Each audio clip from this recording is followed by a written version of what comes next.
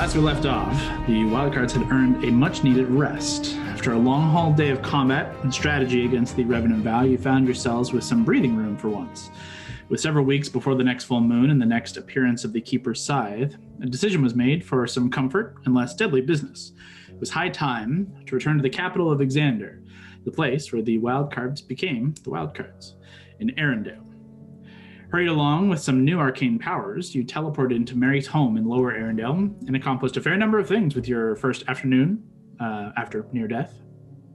Touring the city, reuniting with friends old and new, and bidding a proper goodbye to an old ally you all then made your way to the seat of power within the city, Whitethorn Hall, home of the Dalarian royal family. Here you were reunited with the King Malcolm Dalarian and another ally of yours in Alexander Malaris. You spoke briefly of business with the College of Whitethorn, but are sure to talk more at a dinner you are invited to this evening. But with that, you left the castle with Alexander, with the promises of illicit activity and items as he led you below the Grand Bazaar in Lower Arendelle into the black market of the city. Here you hired these fellows to track down some specific things for you all. In a few short days and several thousand gold later, you shall receive them. But with that, you exit the bazaar into the market square of Lower Arendelle. With time quickly getting to sundown, it's nearly approaching anyways, and dinner time on the horizon, you have roughly an hour, 2 hours, roughly before, I guess it'd be 2 hours before sundown. This is where we pick up tonight. You guys are all out in the main market square of Lower Arendelle. What do you do? So, I had an idea for my Winter's Crest hat picking. Do you guys want to split up for maybe 10, half hour? Try and Kyle, are the markets still open? Are their shops still open? Things, yeah, you would know from the short time you spent here, but Mary absolutely would know. Things stay open here until about shortly after sundown, and then there are still some places, obviously there's plenty of taverns and some shops that are open well later, but the majority of things close about sundown. Because I had an idea for my Winter's Crest pick, and I'd love to split up so no one gets any spoilers and get it. You guys want to have a little split up? You can shop for your Winter's Crest person? I was thinking I might want to take a minute and find a place to have a bath. I mean, I know I'm wearing this stupid hat so I don't look like it, but I feel like I am not fancy dinner appropriate. So I might go do that. I also know where everything is, so I can find something pretty quickly if I need to later. Is our keep hard to get from here? It's just long. It's a long walk. Yeah, it's like an hour and from here, probably an hour and a half to 2 hours. We just gotta to get home. We gotta pay someone to relocate this then. Would it be, how far is our boat? Much closer. That's in the King's Bay. Do you guys want to meet back at the boat? Do a little shop, do a little bath, and then meet back at the boat before dinner? I think that sounds good. Yeah, Lav, we could show you the boat. Yeah, I'd like to see it all. I am a little bit worried about going off shopping by myself. I have never been here before. That is worrisome. Lavender, we could all clean up a little bit, and then if you want me, I can show you some places if you're looking for something specific. I would love that. Okay. There you go. Can I come with you guys? Yes, come with us, girls trip! I look at Hondo and Gord. Well, I think I'm just going to stay on my own. Don't invite anybody else. Okay, have fun. We'll see you guys soon. Okay, bye. Remember, meet at the ship in an hour. Yeah, bye. It's past that wall. Okay, there they go. Jesus. Well, I know Mary is going to at least begin leading the girls to the nearest nice bathhouse.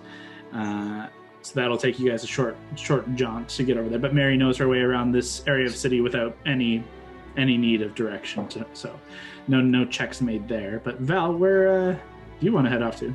I don't want to tell you on stream. Can I message it to you secretly? Sure. I want to head to some shops. I want to do some absolutely. shopping. Valentine begins perusing some shops. I do have a question. We can decide as a group. Do we want to know as players who's getting who, or it's never going to get discussed? It'll come out when the gifts arrive, I'm sure. My hope is that we have a party and then we go around the room. We deserve this. And each of us presents their gift to their secret Winter's Crest bard. Okay. What was it? Secret bard? Secret Bard is what dubbing. Have to flip. Mary, do you know of any place that has like the what do you call the you put it in the bath, the bath salt? I mean, if we're gonna go to a bath, they'll have it there. I'm sure you can buy it. Oh my god, they'll have it there. Probably. This place You think is... that they have a lavender scent? Oh, probably. Isn't that like one of the most common thing? I don't know. I don't go to these fancy places, but I figured if we have enough money, we could probably... Oh They my. usually have tokens you can exchange for, and you get different scents, and they give you the token, and then you plop it in the bath. Yeah, there was a place Alana and I came last time we were here. If they We'll just don't go to have that the one. scent that we want, girls, I'll prestidigitation that, and we will make it perfect for us. There you go. So Okay. down. Within about 10 minutes, it's a little bit further from the market square, but Mary knows a decent place nearby. You guys, the three of you, find your way inside a rather looks a little run down from the exterior. This older looking stone structure, but older and weathered to know that it's been here a long time, and it seems to be the same business. So that gives you a good indication that it's been around a long time, and for a good reason. You make your way inside, and Mary kind of leads you through the process, as it costs only 3 silver pieces a person.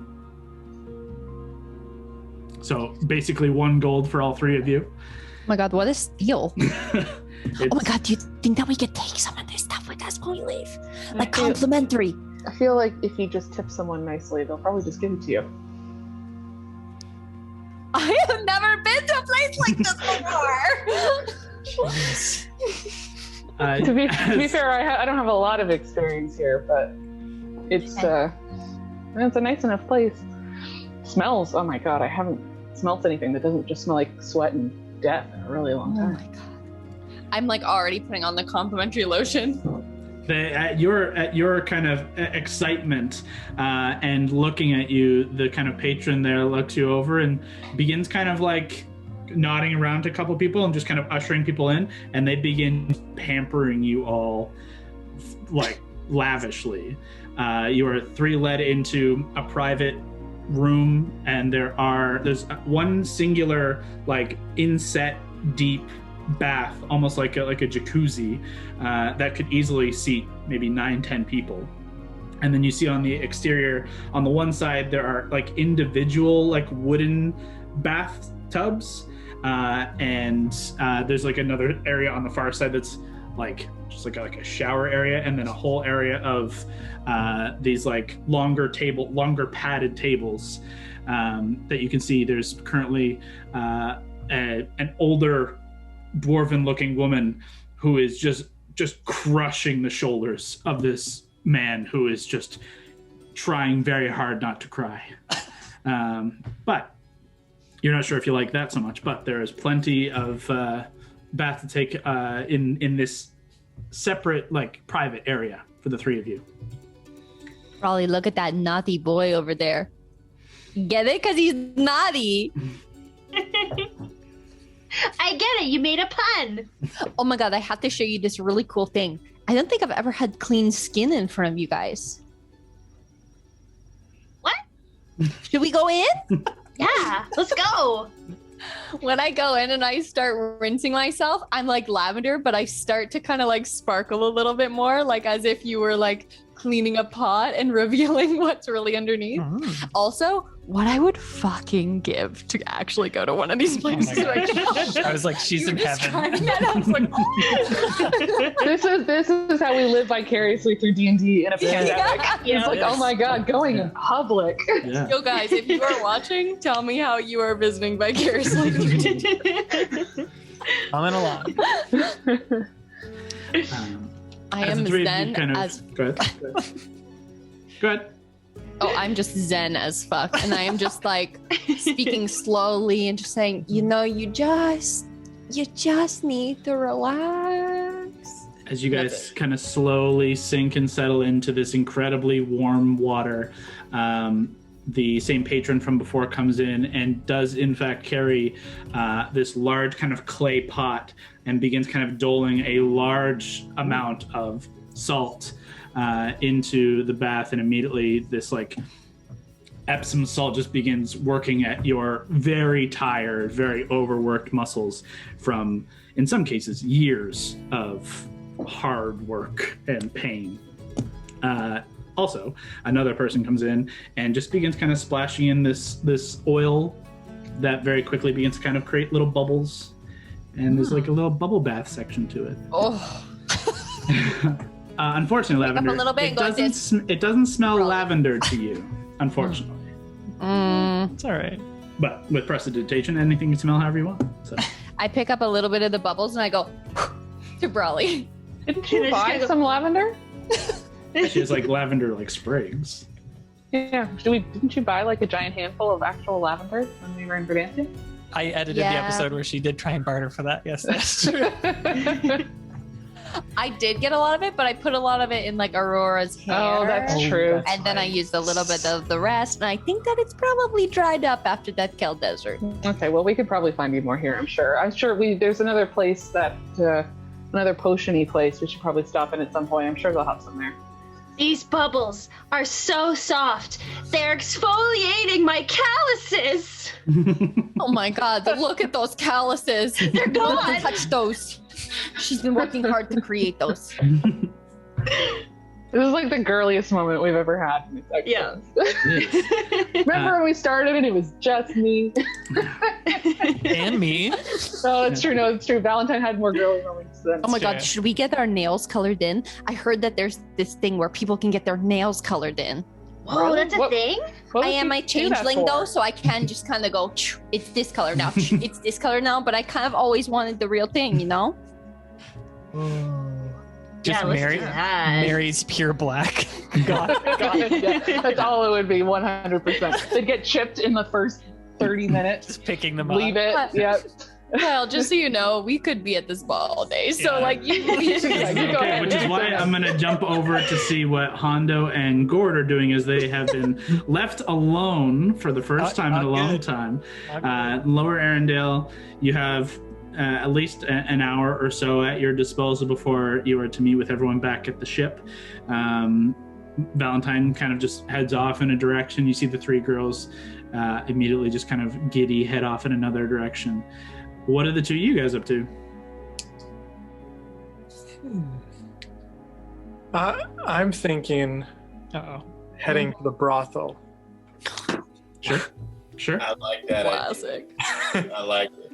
We haven't done a brothel app with the boys in 80 episodes. I think more on than stream, I don't think. No, definitely not on stream. It was but the last time they were in quite a long Retail. time. Probably. The last time you were in Arendelle was the last time you visited Carlisle's, which is the brothel in this area of town. You did have a good time, Hondo. Gord, you, if I remember correctly, did not partake, but for no particular reason. I think you were just in a mood that day and just didn't feel up to it, but Hondo definitely was. As the two of you, with shared purpose, head off towards Carlisle's. It's a little bit more of a costly trip for the two of you than the 9 silver for the ladies so far. Just to get in, it runs you a single gold piece, which is not anything to the two of you, but a single gold piece on just admittance, and then how much you want to drink and how much you want to partake. That starts to rack up that gold. So if you want to just say how much you want to spend, maybe we start there. I'll let Gord go first. Very gentlemanly. 200 gold. What the fuck? You can like buy the place. 200 gold? For You 200 only gold, have an hour. Jesus, take the wheel. He's gonna use for that. 200 gold gets you a fucking hour. It's a Can good you time. last for 200 gold? Gord good. Or doesn't need to eat, drink, or sleep. He can last a long time. Yeah, he's good. He's got electrolyte through his veins. It comes with like a full body, like actual massage. Yeah. Helmet stays on though, right, Gord? Yeah. Yeah. Yep. No one wants to see that black slice through your face. Yeah, you are led up into a private room of your own, and you spend 200 gold how Gord would. Hondo, are you thinking the same amount of money? Are you thinking less, more? I'm gonna go to Palo. I'm thinking I'm thinking I want the finest or near finest woman in the establishment, and I'm only willing to spend 125 gold. God, guys, get the fucking price first. With a hand wave, he says, "We will get you, of course, our second best girl, as your friend seems to have paid top dollar here. But nonetheless, Hondo, you are equally entertained. And the two of you, Gord, I don't know how much you drink, but Hondo, you're basically given your fill to drink for that much money. However much you want. For both of you, spend an hour in this place to smoke and drink and explore other things. For a good amount, that's like an average salary of like regular ass people. You guys just spent on like a year's salary. An hour of pleasure. But no, you guys are the 1% now. And you've had a rough time since your last, so you know what? Blow off some steam. An hour later, you certainly leave freer, looser. I feel 10 pounds lighter. Oh God, that's gross. So no one else shopped? No one else shopped for their secret bard? They got 5 days. We got time. Did you see what I sent you, Kyle? I did. So I want to ask you a question about like the specifics of how you want it to look with the second part, but you can basically get that made for. It is a little bit pricey because it is. Oh, it's all good. But still not like crazy. Like it's going to be like 20 gold. It's not horror Price money. is evidently no option. It's No not like object these here. guys just wandering in throwing gold at ladies. But for 20 gold, you can get that, and it'll take like a day or so. Done. Easy. Yeah. You got tons of time, and that doesn't take you too long to find the place. But by the time you kind of peruse and haggle a little bit for price and talk the specifics of your request, you've only spent probably about 30 minutes to like achieve this goal, maybe 40 by the time you're like kind of back out on the street. I'm gonna message you what I do with the rest of it. Please do. Okay. You got it. So I'll use as much time as I can to do that. I mean, you still have 20 minutes to the hour, but you guys still have like extra time. You know, it'll take. Everyone knows from the general market square to get down to where the ship is maybe 20 minutes or so. But you guys still have about an hour and a half. Hondo and Gord have a little less. The ladies are up to your choice how long you want to soak and be pampered for, but they will basically. You have free reign of the place given your entry. If you want any of the extra like services, it costs a little bit more. And if you want to, Lavender, you mentioned wanting to buy some bath salts and stuff, you can certainly acquire that if it's something you want. I definitely want to do that. And then I say, girls, you know what has to happen in the girls' trip? What? We had to go shopping. Oh yeah. Well, we gotta get our secret bard presents anyway. So you Like want to that? go do that? Yeah. Lavender has like a towel on, like all this on. She is wrinkly as fuck, but she is like someone's like painting her toes and her nails. Fan art at Hexplorers DnD on Twitter. And they're all just in their different salon chairs. Yeah, I'll It's make great. like someone like fix my hair because it should probably look slightly nicer. And then I realized, wait, I'm going to be wearing the hat anyway, so I guess I can make my hair look what I want. But I don't mention that when it's halfway done. Make Allie braid my hair all nice. There's like Yeah. 3 people working on it because it's just a rat's nest. But Yeah. they Brush do, breaks. Yeah, it's rough, but like you guys find very quickly, and you do find that your cost total is slowly rising through all the pampering. But again, for you guys, it's not even near the money Valentine has spent, let alone the money Gordon Hondo just dropped, unknowing to you. But for all of this, by the time all is said and done, each of you owe 5 gold, and Lavender, you owe 10 for like a relatively decent sized kind of sack of bath salts, and they did have lavender bath salts when you inquired. Wow. They just No didn't use them. regrets. Just Pretty good. inquire about ownership. Like, we got this cash. You looking for a silent investor? Oh my god. To be fair, we just dropped so much money, and I think we still owe more. Pay on delivery. Guess what I just got, girls? What'd you get? A loyalty card. We have a house here, right? Yeah, we haven't. That's right, you haven't seen it yet. I guess we'll probably end up there later tonight. We but- could come do this all the time. Well, I mean, if we get this teleportation circle thing figured out, yeah, we can come back whenever we want. Which I have to say, it'd be nice. Haven't been away from home for this long in a while. Hondo always talks about, indulging, doing things, getting hooked on things.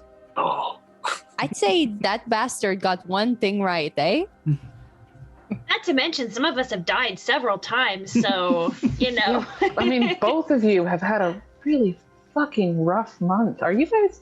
We never talked about that. Are you guys okay?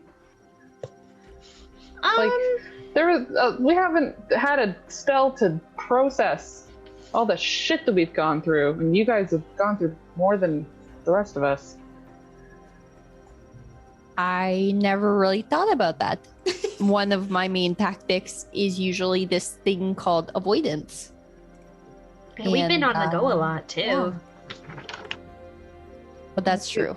It's easy to avoid when you know you might die again tomorrow, but just sitting is weird. I'm not used to it. Sitting Yeah. still. It almost feels like we're gonna get in trouble for doing this. Does that make sense? Like, we're not, but that's what it feels like. No, it feels like we should be doing something else, right? Like, Yeah. I mean, we have some time, but there's a level of guilt. Yeah, that's what it is. I think that's something that we should dissect later. No, for now we have a fancy ass party to try to fit into. Oh my god. Do you not like the fancy things? The fancy things, I mean, they're fine. It just seems... I mean, I grew up, and I like wave around. I grew up in this area. I grew up in the worst in this area. You saw my house. It's just weird to me. I don't understand it. And I don't understand... I don't know. I just don't get the appeal. See, I never grew up with anything fancy. Same. And I just think it's weird too. But I don't know. I think we deserve it. I think it's nice too that we're all in this together, and especially that the three of us have had different experiences, but somewhat similar in the sense that we didn't grow up with any of this. So the fact we're doing it together is really nice, knowing Yeah. we're not alone. My mom used to always tell me about places like this, and I always said, "Oh yeah, that was a good dream you had." And she said, "No, Lavender, no. That exists in this world." And I said, "In what world? In whose world?" And she was right. I don't want to talk about this anymore. Why do you guys make me talk about this? It's time to go shopping, okay? All right, just let me know where you want to go. We'll get all our shit together. Do you guys know what you're getting? Can't say. I think so, but I might need to peruse. Okay. Well, I mean, if you don't want to share, that's fine. Just tell me what kind of place you're looking for, and I can point you in the right direction. Maybe we might not have time to do your full perusal tonight because that nail painting thing took way longer than I thought it was going to. But Look how cute it is. Dried faster than I thought it would too, actually. Yeah, that's true. Looked like it was going to be on there for a while, really wet, but it's not. And Mary, as it was happening, and definitely as you guys were talking about it, as you kind of look down, it's just like house paint. Like it's not like No. good for your nail. Like it's just paint. The shit's chipping off. Oh yeah, they were just trying to accommodate some high-paying customers rather quickly. But everyone seems happy nonetheless. It made them happy, so it's fine.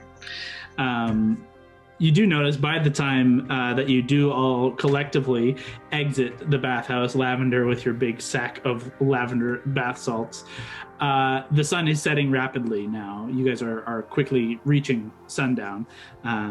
You can do whatever you want, but your time to meet up with the group is rapidly approaching. I think what I'll do then is I'll just get an idea, and Amanda, you don't actually have to tell me where you want to go if you don't want to, but I would just while we're walking back through, this is on the opposite end, probably the nicer end of Arendelle, right? The place like this, the nicer end of Arendelle. So we have to go all the way back through the whole market and down to the shitty area, which means that we'll cross through just about every area of shop. So I could point out, okay, well, if you want to go tomorrow, try this place or try this place or try this place, so that she could find whatever she's looking for faster next time. Yeah, it's not a super long walk, but you guys did have to go from the market square kind of towards the southern end of Lower Arendelle, kind of along the main road, but easily found this place. And yeah, like you say, you do cross paths with lots of different types of shops. So even without pointing out anything specific, Lavender, and Alana, you're very quickly shown a wide spectrum of things that you would be able to shop for in a very short amount of time along this main thoroughfare. And then even quickly as you kind of come through the market square, Mary points out a couple places. The Grand Bazaar itself has tons of stuff as you quickly kind of glance through to kind of look in there. I snag another coffee as we're going through, because I think we're still probably exhausted from being up till 2 a.m. fighting things last night. You're doing okay now, but you don't imagine this is going to be a long night. But you guys begin to make your way back down towards, or not back down, but down towards Mary's house, kind of past, and down towards the King's Bay, where Mary and Alana, you can see Hondo and Gord are ahead of you ever so slightly. And I would say Valentine, unless you did your second request. Do you have more to that? Oh, I can send you what I've been thinking, yeah. Yeah. I have one of them. I'd say, yeah, let's say you can get that before the time is up. Like you were kind of, by the time you got through the first item to get that item, again, a custom request. But something you can easily get made and found, costing you 2 gold for the work. Got it. 22 gold down. Yeah. Oh, I spent a lot, Valentine thinks to himself as he's walking to meet up. But relatively punctually, you all meet up at the, not quite fully within the dockyard yet, as your ship has kind of been moved to the far side, almost directly beneath the cove and rocky side, that you look up and you can see this almost like a Pride Rock style point comes out, and you see way up tops, a couple 100 feet up, you can see the outer walls of Whitethorn Hall just kind of over top of the edge of the wall, whereas you're way down here in the King's Bay. But you do see your ship, the Black Parade, has been kind of nestled off to the side, and as you all kind of reconvene and can quickly see, the sails are all rolled up, but they seem like fresh and new, no longer singed, burned black. The ship itself seems to have lost the black paint it once had, and has been scrubbed back down to regular old wood. Nice. And otherwise, the damage that it did sustain seems to be fixed, and it seems to be floating pretty good. So all seems well with the Black Parade. Hondo, why do you look so flush? Your normal blue color's much paler. I had the time of, the last week, I guess you could say at least. It was invigorating. I feel like a reborn person. Oh my god, did you go to the spa too? I think he was shopping, and just his generosity picked him up so much. Maybe we had the same thing. Did you guys do the same thing? You went shopping too? It was a Your nails spa. done too? I got my nails done, but not in the same way. I'm just in the back of the group, and everyone's like, "Oh, that's interesting." I'm like high enough insight where I'm like, "Oh no, Oh, I fuck. know what that was." Yeah. That's interesting. Well, good for you guys.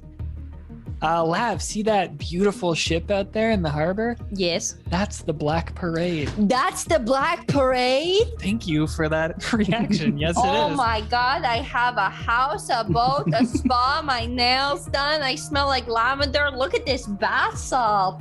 You also have that thing on your shoulder. Auric.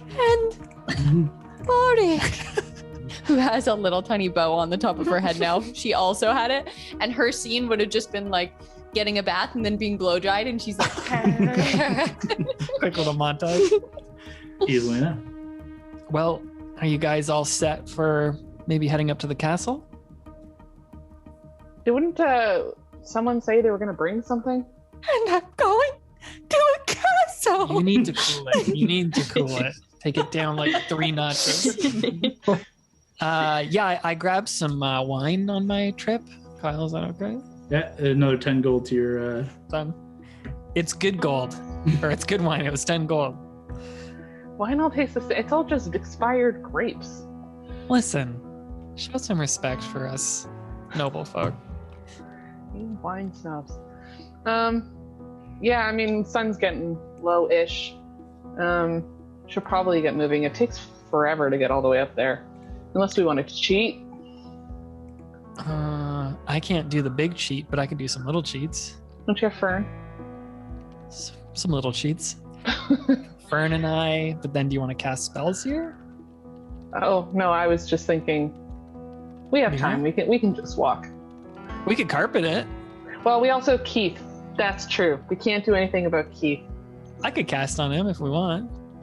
Yeah, we have time. May as well walk. It's a nice enough walk. Why don't we walk? Because I want to talk about our strategy going into this dinner.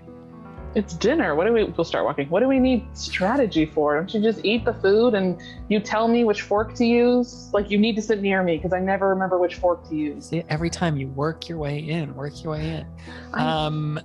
you because- never know when you're supposed to pick up a new one. They keep bringing more food and you never know how much more there's going to be. Look at me. I will lead you on. We're meeting these 3 like potential, what is it? Whitethorn Hall College. College of Whitethorn. Oh, that was so close. Oh my God. We're meeting these 3 potential new leaders, and we gotta root them out, see if any of them are secretly loyal to Raymond. Fortunately, we have Hondo the Blue with us, who's more than prepared to grill anyone about their allegiance. So, do you guys want to play good cop, bad cop? Hondo, obviously, you would just be Hondo in this situation. I have a question. Yeah. People who work for Raymond, do they like Raymond or are they afraid of Raymond? Like, what's the general Probably MO? Both. I mean, we haven't met most of them, but he ran the place. He was like a headmaster. So I'd imagine there's people who didn't like him, and I would imagine there's people who liked him for all sorts of different reasons. But he was very good at, I mean, I don't think he was bad the whole time we knew him. There was definitely some level of corruption there. But Hondo, I can see you. You're ready to talk. What I do you have an idea. I have a big idea. I just need 20 minutes. Would you be What? willing to share it with your party? I will tell you when I come back. Oh, When you come back. I'm just gonna quickly go to the brothel again. Okay, so I'm gonna run to the brothel. You went to a brothel? Spa brothel, same thing. I'll melt to Lavender. It was definitely a problem. It is technically kind of on the way. Like, you kind of have to come back up from where the King's Bay is and kind of pass by the road that leads down to it. So it would be kind of on the way already. Perfect. you could jump some rooftops too, make it a cool little scene. I mean, yeah, you can sprint your ass Tom Cruise style there pretty fast. Yeah, do that. I'll do it.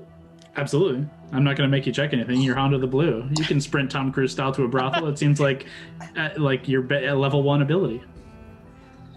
So when I get there, Mm-hmm. I'm going to go to the front desk, or I guess I don't know if they have a front desk in a brothel, but There is. And I'm gonna put 2 gold down on the desk. Yeah, you put it, you slam it down, and as you lift your hand away, it's gone. And I'm gonna be like, I need some information. For our top paying customers, of course. How can I help? I need to know if a certain person has been attending this place or has attended it within the last period of time. Make a persuasion check. I also have a question unrelated to this. Are you guys going to? Ooh, that's a good persuasion check. Natural 18. Are you guys going to this dinner in the clothes you wore through the battle and the multiple deaths and bleeding? I have a hat. I can look like I'm wearing. Mary can look whatever she wants. Technically, those of you who can disguise self can do the same. You just have to blow a spell every. It lasts for an hour. There is just that element clothes. to it. The three girls are cleaned and dressed, and while you were there, your clothes would have been cleaned as they could have been. We did buy fancy clothes for Valentine's sister's wedding. Yeah, We did. you don't have them with you, but No, it'd be in Valentine's bag. In my bag? it'd be in your bag. Yeah. Oh, I see. You mean like then we'd have to change into them? Yeah. Yeah, I mean, we can like run into like a Timmy's in here, use their bathroom, just get changed, come back up. Yeah. Tim Ease? Yeah, it was Arendelle Cafe. It's from. Oh, so they're only in the north. Its little gnome runs it. There's a little maple leaf on the door. Yeah. You easily all could have slipped into Mary's house back up from the King's Bay, or followed Hondo into Carlisle. Or also just gone in the boat and changed. Sure, but you didn't think about it until you were halfway. That's I fair. don't want to do Back. Carlisle's. I want Hana to do this at this moment. Why don't we stop by Mary's house and then because then I can scrub my pits, try and smell nicer, and be good. Sorry, Kev. Your total for persuasion? 18, and I think my persuasion is. Let me just double check. But I think Like it's 13. 12 or something. Yeah. 13. Yeah, 13. Yeah. He kind of looks down at where the 2 gold were, and you see him kind of like rolling the 2 gold between his knuckles, like Captain Jack style. And he says, he kind of looks around and says, typically that information is kept close to the vest for patrons such as yourself. You, I'm sure, wouldn't wish for any spouse at home to know of your escapades here. And I keep that same idea for most of our other paying customers, but perhaps for someone such as yourself, so free with their gold, perhaps I could impart some knowledge. Who is it you're wondering about? I would like to know, has anyone frequented here who was under the tutelage of Raymond Boralis? Several, yes. Through the years, there have been many of the students of the college who have come within our establishment here, hoping to escape some stress. I mean, under such a boss, I can definitely imagine the pain that they would have gone through. Certainly possible. I can't say I knew the man myself, but they all seem to be excitable and paid relatively handsomely. I mean, he had a micro dick, I'm told, so he probably wouldn't have come here. Interesting. Suppose the arcane knowledge is compensating, you might say. But my That concern, staff he carries. my concern is that have anyone recently come in that was worked with Raymond, and did they say anything about him?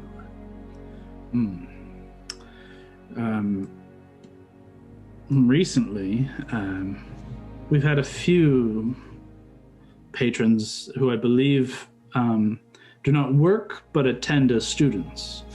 Though, in truth, any word of former Master Boralis has definitely turned sour of late. His betrayal is relatively well known now through most of the city. Not many people coming in here touting his good graces. Do you feel that anyone who did come in here that was associated with him, I know he's not the most popular guy, but do you feel any of them might still have some positive feelings toward this man? There was one student, a halfling, small fellow. He had very, very shifty eyes. He kind of looks around and says, he seemed far more downtrodden by Master Borellis's departure than any others. Many of the others who would come in were far more angry and spiteful of his betrayal. This fellow seemed saddened. For whatever reason, I cannot tell you. And unfortunately, in truth, I know not his name. But I can certainly tell you he was a halfling and had rather a shock of blonde hair. I'm not sure if that will help you in your endeavors, but for one such as yourself, a returning customer, I think I can help you there. That has been really helpful. And as a man of such a fine establishment, I can tell you tell the truth and you're very reliable, and I appreciate that. Well, thank you. Slap 5 gold down. And with a very quick sleight of hand dealer move, the gold is swooped off the table and kind of tucked away immediately. And he kind of doffs a little hat to you. I say, I will be back. I hope so. And I'll go out now. I'll go on the ear and be like, Hondo, don't tell me you're in there for round 2. We got to leave now. Round 2 I'm saving for after dinner. I might go for the queen, but okay, we're gonna have a discussion about that too at some point. But I did find out some very vital information. So, working under Raymond is a stressful job, so you got to release it somehow. And so apparently many of his students have visited this brothel. And one, I'm told, is one that we should pay attention to. He's a halfling. All they could tell me was that he's a halfling and that he has blonde hair. And he has shifty eyes. But, a student of Raymond, that's probably a pretty common thing. But this madam seemed very, or maitre d', I guess you'd call it, I don't know. But they seemed very convinced about this. Hondo, that's surprisingly excellent helpful. Yeah. intel. Wow. Well, I'm a good customer. They owe me. But was this your plan all along, to grease the wheels with a fake visit beforehand, throw a lot of cash around, and come back and use them as an informant? It's just brilliant. No, to be honest, I just felt so good after that I thought, if I feel so good, I'm sure these students must come here all the time. And they probably don't even spend half as much. Yeah, that makes more How much sense. did you spend? I don't wanna know. What was it? 1,000 gold or something. What? You spent 1,000 of our gold? I wanted the best. How did you even have 1,000 of our gold? I start checking party gold. That's all here. It's not All in the accounted pockety for. checks. While we're walking, if Hondo catches up to us after our little Tit. stopover to change. Just to recap, because Lav, you don't really know this, and also for the audience, when we first met Raymond, he was an ally. He was a nice dude. Hondo always had a bad feeling about him, and he was trusted advisor to the royals here. But then something corrupted him. Something changed, and I think that's what I'd like to learn more about. Was it this soul gem? How did the vow get in touch with him? Was it through someone here at this college? It was interesting timing because we gave him one of the gate gems. That's it. The one we found with Sierra. And then we asked him to look at it because we had no idea what the fuck it was, and he was being helpful. He gave us the book. He gave us the Bahamut book that told us about all of the things we've been trying to hunt. And then later, he came to us in Verdantia and was trying to get us to go look for more of the gate gems, which makes me think that they had a role in this corruption, but I don't really know. We don't know anything about these things outside of they have something to do with plane hopping, but they've been in your bag, Valentine. We haven't even spent time with them, and I'm kind of afraid to at this point. Well, I don't have one of them anymore. Oh, I gave it fuck to right, you Sierra. gave it to Sierra. I have the gate gem compass though, which they don't know about. I just hinted at that. Or sorry, not even the compass. I gave them The I think, one of the apparatus. compasses, but the apparatus. Yeah, you had 2 compasses, and you gave them 1. Yeah, you picked one up off of Erin in That's the right. Kell. He And was then fun. we have the gate gem apparatus, which I'm very glad you didn't offer up to them.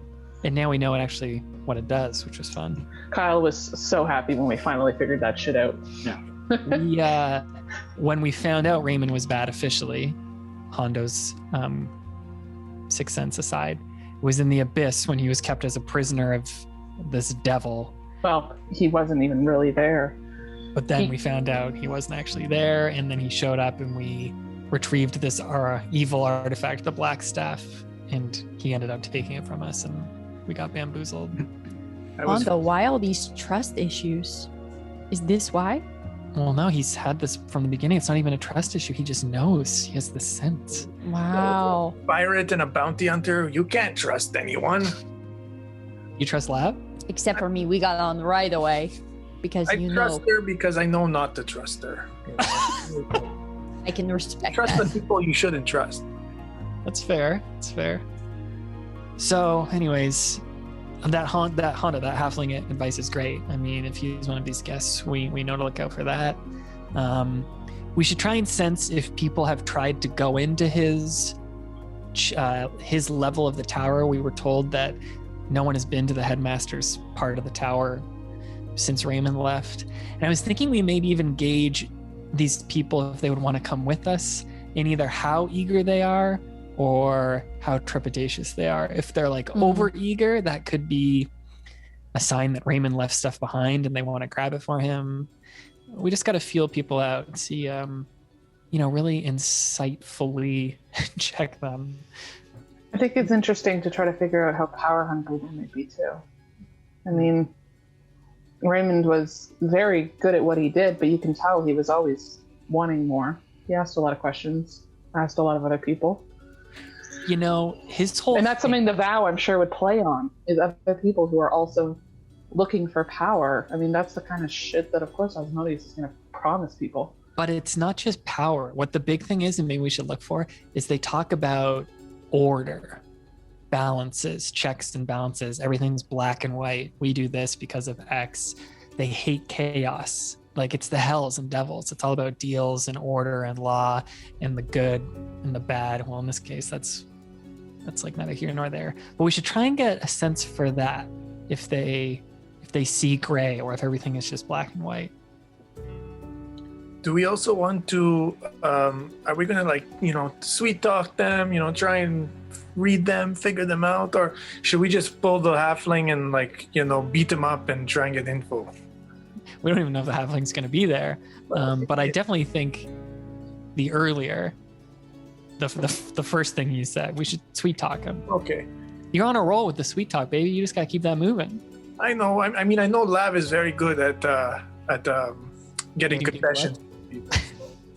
I am very good at charming people to love me, to care about me, to want me to be on their team, to want to date me, to want to love me, to want to, hang out with me. Like you, Hondo. Yes. To want me to draw them. Very, very true indeed. Yes. And let me just say this both to you, Chaos Twins. Please don't hit on the king and queen that hard in front of each other. Both of you have seemed to take a real liking to them. I can't help my Just animal desires. try and keep those pheromones to a People minimum. think it is charming when you are attracted to them. Okay, well, let's just keep Their that. son will be there.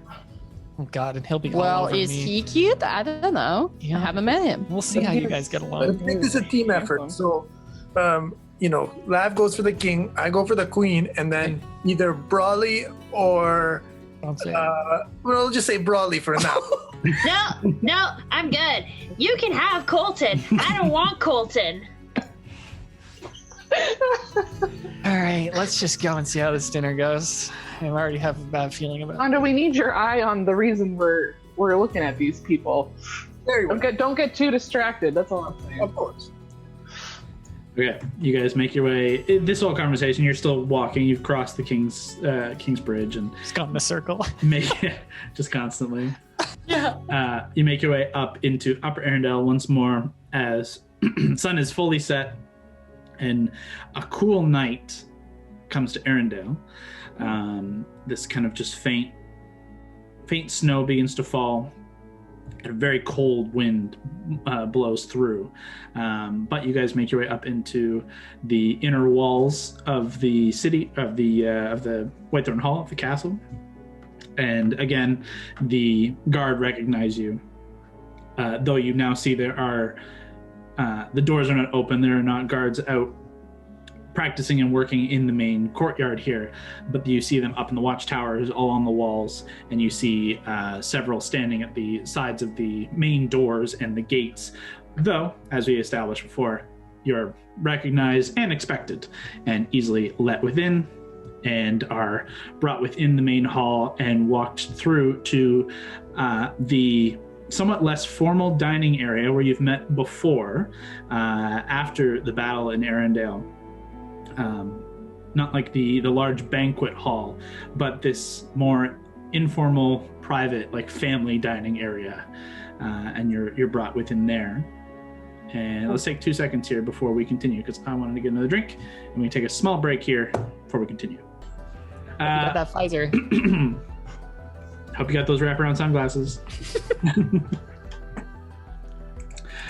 Okay, so as you guys are led into this somewhat informal dining area, it's still relatively large. This is still an opulent hall, an opulent castle. And it is warmly lit. There's a large hearth burning immediately to the left as you enter the room. And there's a long, wide oak table with several well-crafted looking chairs that look relatively uncomfortable, but all this kind of furniture does. At the far end, you can see in the room already are Malcolm and Lillian Delarian. As you saw earlier in the day, both of them, in fact, they're both human. They're both very well dressed. Malcolm in his late 50s, Lillian in her late 40s, maybe early 50s. You saw Lillian earlier in the Temple of the Dawn, obviously, where she and her family have long been shepherds and caretakers of Pelor's light within Arendelle. And within her duties there, she wears white vestments fringed with gold and bearing the glimmering gold sun symbol of the Dawnfather. However, tonight, she looks far more regal. A simple, elegant gown of blue drapes across her and trails along the tiles. You see tan panels and accents beneath the shawl and across the bodice that give the appearance of a less formality, more comfort with present company. She now bears the slender tiara of gold that signifies her station as queen. Likewise, Malcolm is comfortable wearing his crown as well, though is still wearing the same rich blue multi-layered tunic and fur-lined calf cape he wore earlier in the day, but both smile, widely beaming at your arrival as they quickly make their way across the room towards you. You also notice that closer to the door here, kind of stoking the fire, Alexander has beaten you here. The shark skin-like suit and jacket he wore earlier to Lower Arendelle, now replaced by a longer knee-length coat, formal-looking with intricate stitching across the middle seam as he kind of stands, where it is fastened in multiple places. It looks like if you're familiar with a sherwani, I think I'm saying that right. It's like an Indian, like formal kind of wear. Sick. The stitching and fastens are this kind of like intricate kind of winding pattern of silver, while the jacket and pants are all black. Definitely more formal than the rest of you, but Alexander's cool. He does that. Can we say what we're wearing? Absolutely. As soon as I finish describing the last person in the room. The last person you notice at the behind Malcolm and Lillian. Their backs were initially turned to you as you entered into the room, and they turn as you guys make your way into the room. You see a human male who you've never seen before. Shoulder-length brown hair, heavier set, broad shoulders with a round, bearded face, bright silvery blue eyes. He smiles through this curt kind of look. And the eyes immediately kind of look scrutinizingly across the room towards you. But as Malcolm and Lillian kind of part and give you a better look at him, you see him wearing a long white coat over a collared shirt. This long white coat or robe. Across the chest, it is fashioned diagonally, kind of over the heart, and then down to the abdomen with golden buttons, kind of more militaristic in style. The interior is a brilliant blue, and across the seams and epaulettes of this same blue kind of accent. And pinned on the right side of this jacket, robe material, you see this kind of platinum kind of pin. And within this platinum pin, you can see there's a ruby glint from this far away, but difficult to tell exactly from this distance. Like an old lady brooch, but fancy. Little bit. Add a little spice. But yeah, if you guys want to describe what you're wearing, Valentine, go ahead. Oh, Val goes first. Okay, Val is going to be wearing his traditional black cape of the Montebank, and he is going to have changed into like a white collared shirt, couple buttons undone. He's going to have like a black overcoat vest over it, some nice dress pants. He'll have put up his hair in like a half pony, so like still some hanging down, half pony.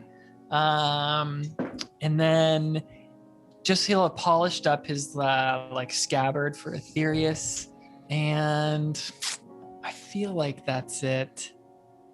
Yeah. Very shiny boots. Very shiny boots, like knee-high leather boots. Yeah, that's it.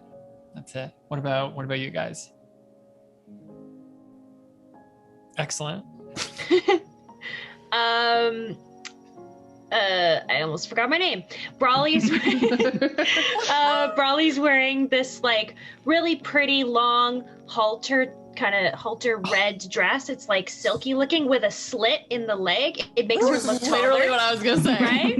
Oh my god. She's got like this really pretty silver snake band around her arm, and it shows off her like really muscular arms. And then for her feet, she's wearing these like really pretty long Grecian gold sandals, and they kind of sparkle, and they have like a bit of like a brassy tone to them. Yeah, that's what she's wearing. Raleigh just said that's so badass. That was sick. What about Lav? What's Lav doing? Lav's got one of those dresses that's like, it was totally going to be a halter dress with a slit. I can't believe you said that. Okay, so Lavender's dress is going to be like one of those bandage dresses that just kind of, you're like, how the hell did she put that on? I have no idea. What even is that? And so it's like all bandaged around. And she has these like high boots on, and it's very like glittery. It's very simple, but she is like wearing the dress. Like the dress is not wearing her.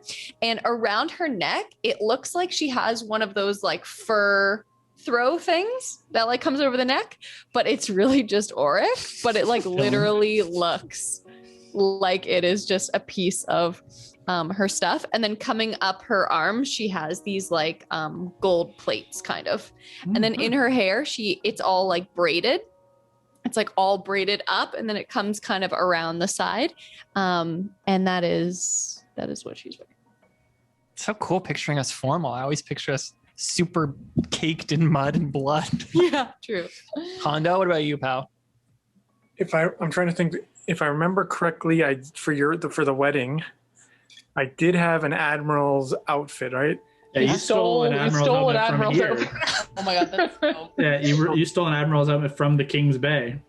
So blue, it was this blue velvet admiral's outfit with gold buttons and red trim. Oh yeah. And I had the perfect hat that's like the admiral Had the perfect Oh hat. yeah, that's right. The perfect hat has been shot to hell. Mm-hmm.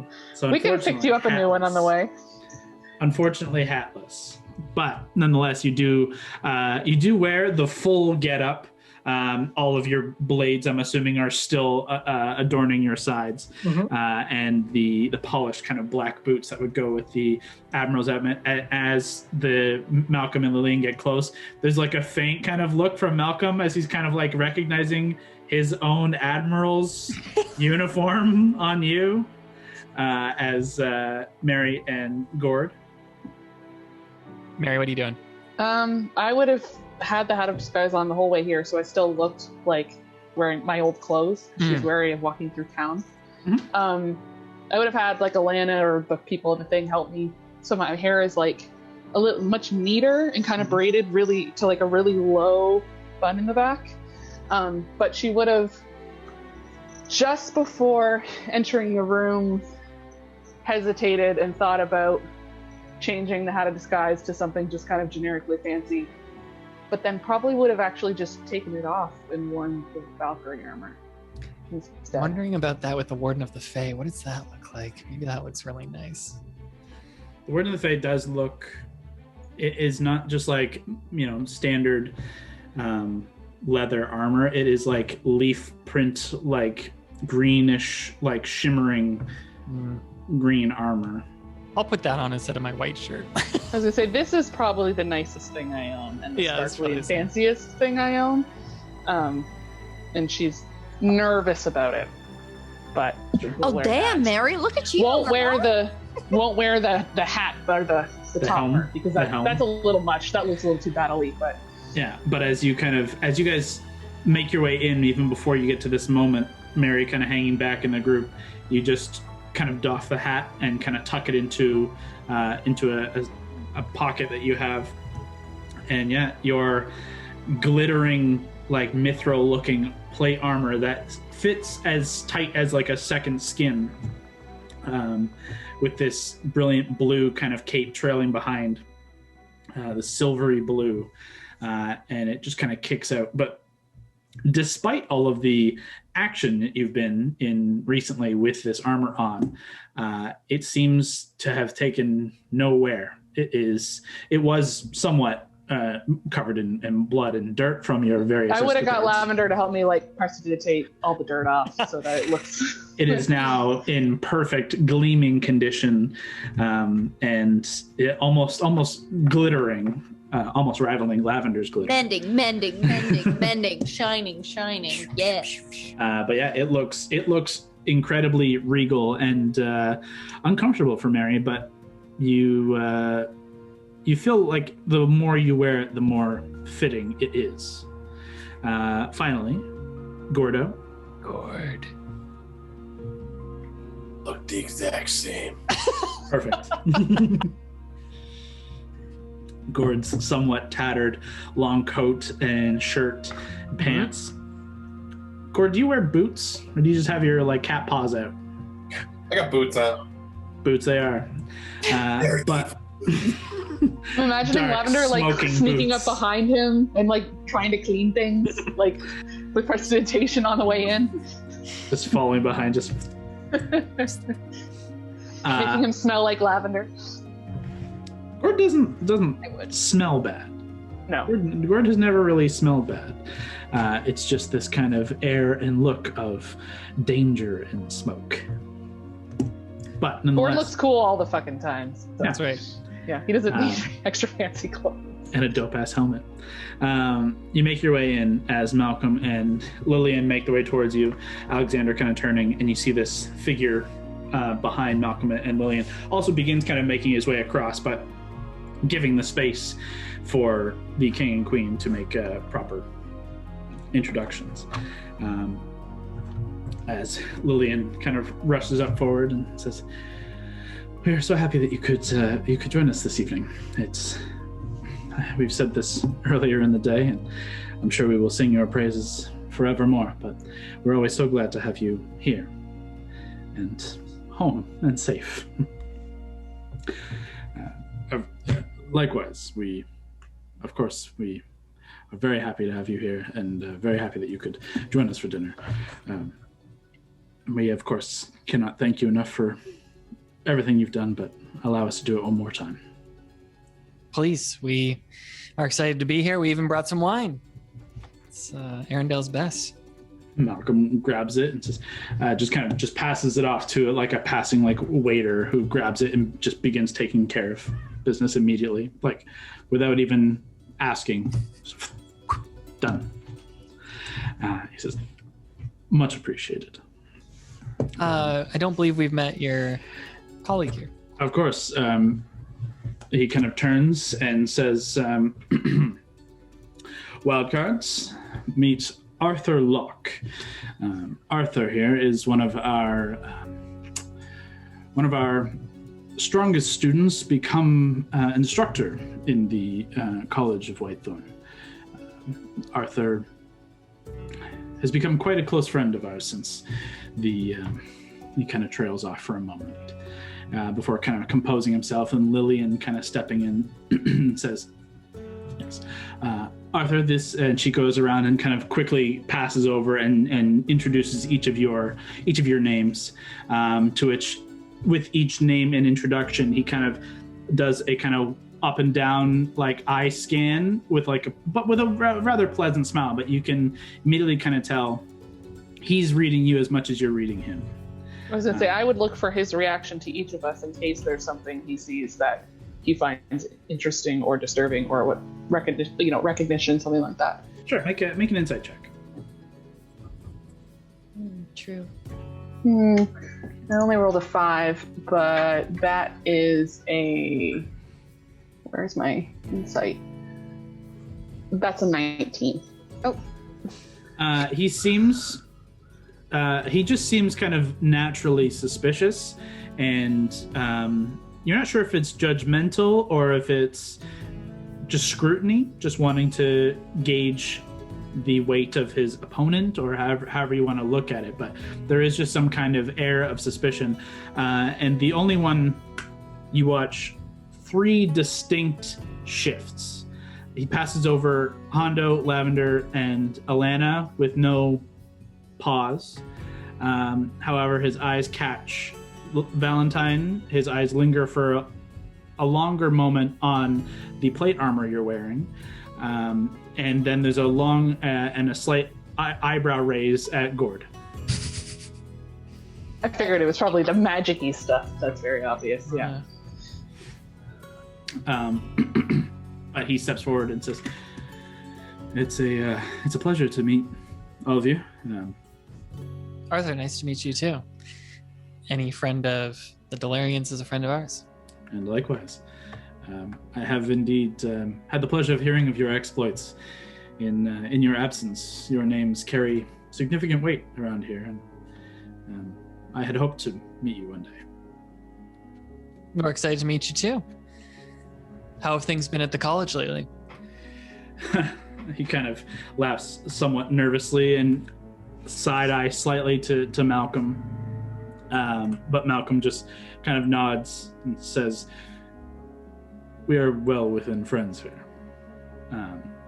To which Arthur nods in response and says, in truth, things have been, difficult is the easiest way to put it, I think.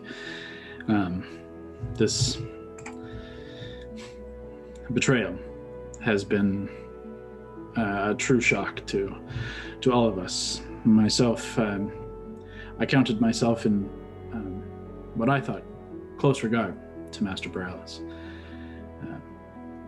Myself and my other 2 compatriots, who you will likely meet shortly, we worked closely with him. Near angled for apprenticeship, though perhaps it's better we didn't. Nonetheless, it's been difficult at the college lately. Several students have left as a result of recent activity, and both the combat here within the city, and then, of course, with Raymond leaving, there's some luster lost on the school. But between myself and Aurora and Eli, I think we've managed to find a good enough curriculum, a good balance to find the students who wish to stay, to keep them educated and keep them interested. there are more difficulties in the college itself, but I don't want to talk your ear off about these things. Oh, happy to hear it. Hondo, you looked eager to chime in. I was just wondering, when your relationship with Raymond was probably different than like Valentine's, but did you feel a lot of love from him, or did you feel he was more like a slime ball? He genuinely laughs and says, I perhaps may not have chosen the word slime ball, but the words do fit. In truth, I counted him as a great ally and a strong mentor, if not a loving one. Our relationship was certainly one of battling intellect. For better and worse. His tutelage was difficult, but it made me who I am today, and I found under his tutelage, under his challenge, that I rose to the occasion where some wouldn't. In truth, I think that sometimes that's necessary. Would you agree? You may be able to replace him. Well, I suppose we'll have to see. There's a lot of talk that Hondo might replace him. Are you he kind of looks you up and down and says, well, I would have counted you more for a man of the sea than a man of books and learning. Well, to navigate these seas, you do need a few books in your, under your belt. Sure. I imagine an atlas or a map come in handy. But are you skilled in the arcane? I am very much so. In fact, I was hoping, now that Raymond is gone, I might be able to, do some reading from his vast library, but I don't even know if it's accessible at the moment. Much to my point earlier of not wishing to talk your ear off, I suppose it comes up naturally. I am allowed to. The library and much of the upper levels of the tower have been locked off. It's difficult to explain. The wards that a headmaster and a powerful archmage such as himself are capable of protecting their belongings and their homes. In his absence, they have remained. And despite our power level and despite our abilities, Raymond certainly outstripes us all. Do you feel if we blew up the tower, it would help? He like genuinely laughs and then looks over at Malcolm and Lillian, and Malcolm and Lillian are both looking sternly at Hondo, to which Arthur picks up like, oh, he's not joking, and he kind of looks back. That's what I was thinking too. Just start from the ground up again.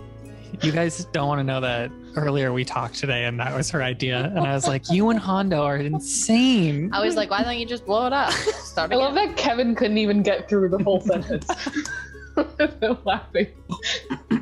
Alexander kind of steps up behind and claps you on the shoulder, Hondo, and says, Master Blue, your propensity for explosives is admirable. However, perhaps the tower could serve better use for the students who wish to use it.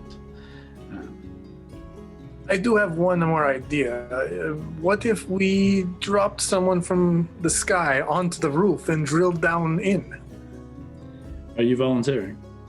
I would happily, yes. But I would say this might be a 2 or 3 person job. I know Valentine is very much keen on this job, so... Arthur kind of laughs and smiles it off, but says, in truth, part of my wish and hope in meeting you all was a somewhat of a partnership under kind of gesturing to the two Delarians. That perhaps with your skill and ours collectively, we could make our way further into the tower and retake what was rightfully Whitethorn Hall's tower. It belongs to you all, yes. It's not that piece of shit's property. I concur. We Yeah, we would be interested in that. We've got some things we need to do, some priorities we need to set, but that's definitely something we'd be willing to help in. You hear a kind of clacking of footsteps out in the hall beyond, where the doors are still like kind of half ajar from where you've entered into this kind of longer dining room.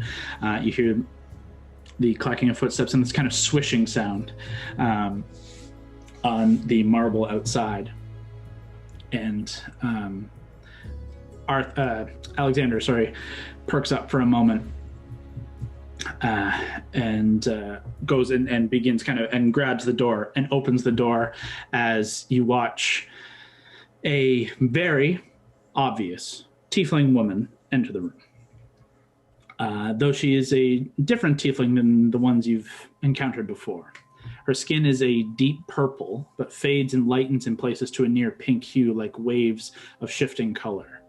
Across her skin, you see specks of white, like freckles, though they seem to kind of shimmer and kind of glint atop her skin like tiny stars in a night sky. Her hair is braided in a singular large braid, though strands of shimmering white hair fall astray, very similar to the way Lavender's hair is kind of styled. And you see these kind of strands fall across the front of her face over pure white eyes with no iris. Just average in height, though seems relatively young. She wears a similar long white coat, though it lays open across the chest, where you see another shirt beneath, and a large necklace upon which you see these the same kind of platinum kind of pin with the inset ruby, similar to what Arthur is wearing.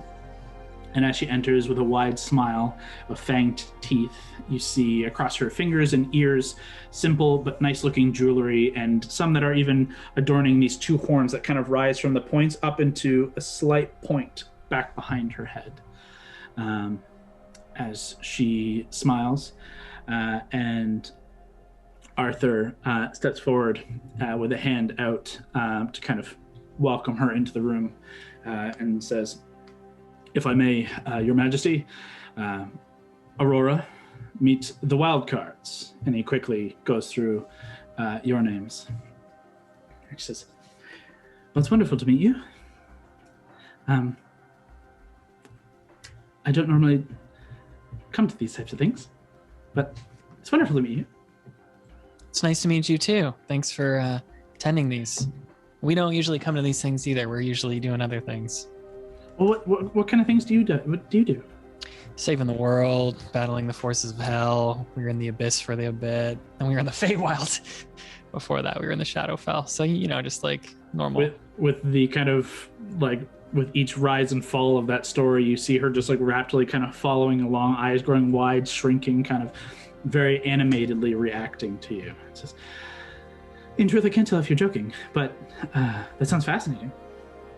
Wish we were, but yeah, thank you. What do you? You're a member of the college. I like the way your hair looks. Thank you. I like yours as well, actually. Oh my god, thank you. Very similarly styled, and as well, if I may say, a beautiful color. She kind of just gestures generally to you.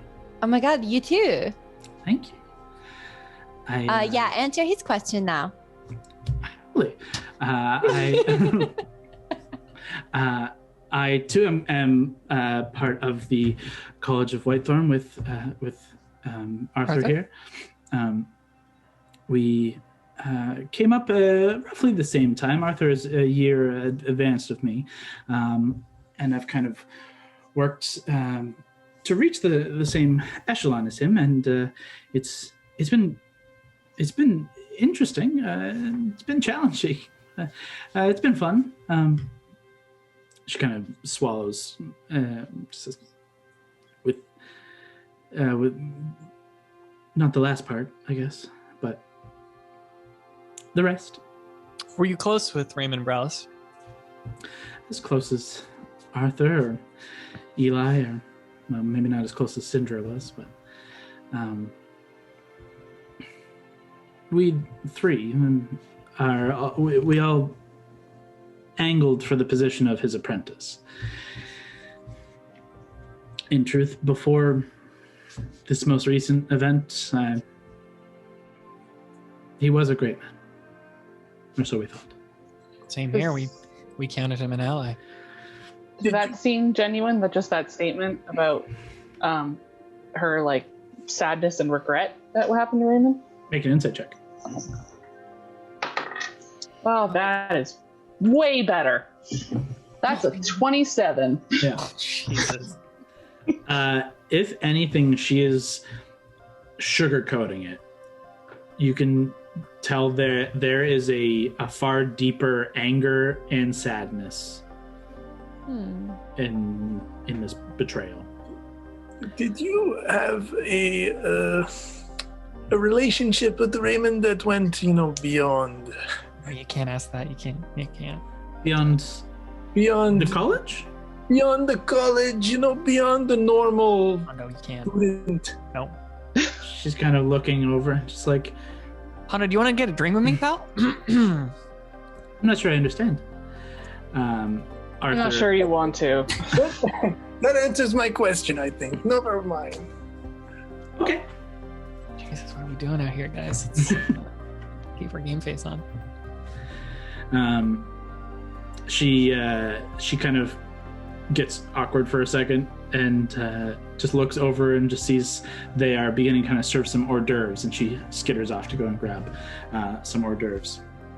She seems like a long She lost seems like really cool. sister of yours. Yeah. Oh my god. Seems about as comfortable in these situations as I think most of us are. I feel great. Well, you don't count. No. You know what fork to use. Arthur, tell me a bit about Eli, this last person showing up. How do you feel about him? Well, he's perpetually tardy, obviously. But he is a valued member of the team. Insight check. Go ahead. Yeah, good call. Does he like him?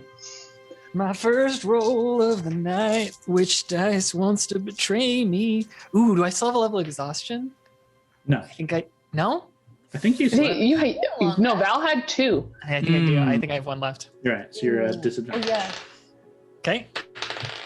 Worse. Wow, yeah. 3 on the dice, 11. Difficult to tell.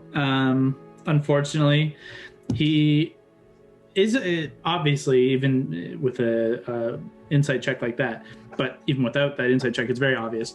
He's a very intelligent figure, choosing his words very carefully. Whether he's choosing his words very carefully to be tactful or choosing his words very carefully because that's how he speaks, it's difficult to tell, unfortunately.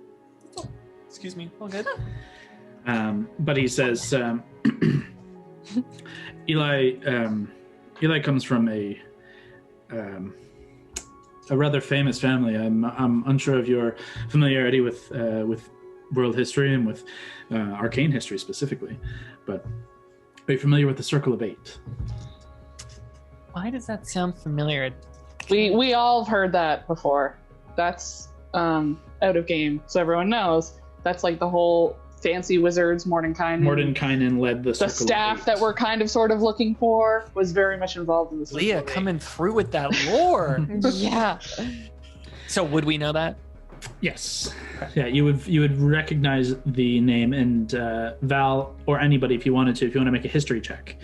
I'll do it. We've all at least heard Anybody it. can make individual ones if you wish. It got read out in the history from the Platinum Sanctuary book. So Yeah. like at the very least we've all heard that. I've rolled Yes. 3 threes tonight, double threes. So 10. Yeah, I mean, from your current history with this whole adventure, you recognize the Circle of Eight, and obviously the most obvious name being Mordenkainen. But Arthur kind of continues saying, Elliot, or Eli, is the great some number grandson of Otto Silverthread. If you're familiar with any of Otto's spells, there are a handful. They're a very famous family, and He came here with that power and that name, and has done well to try to live up to it.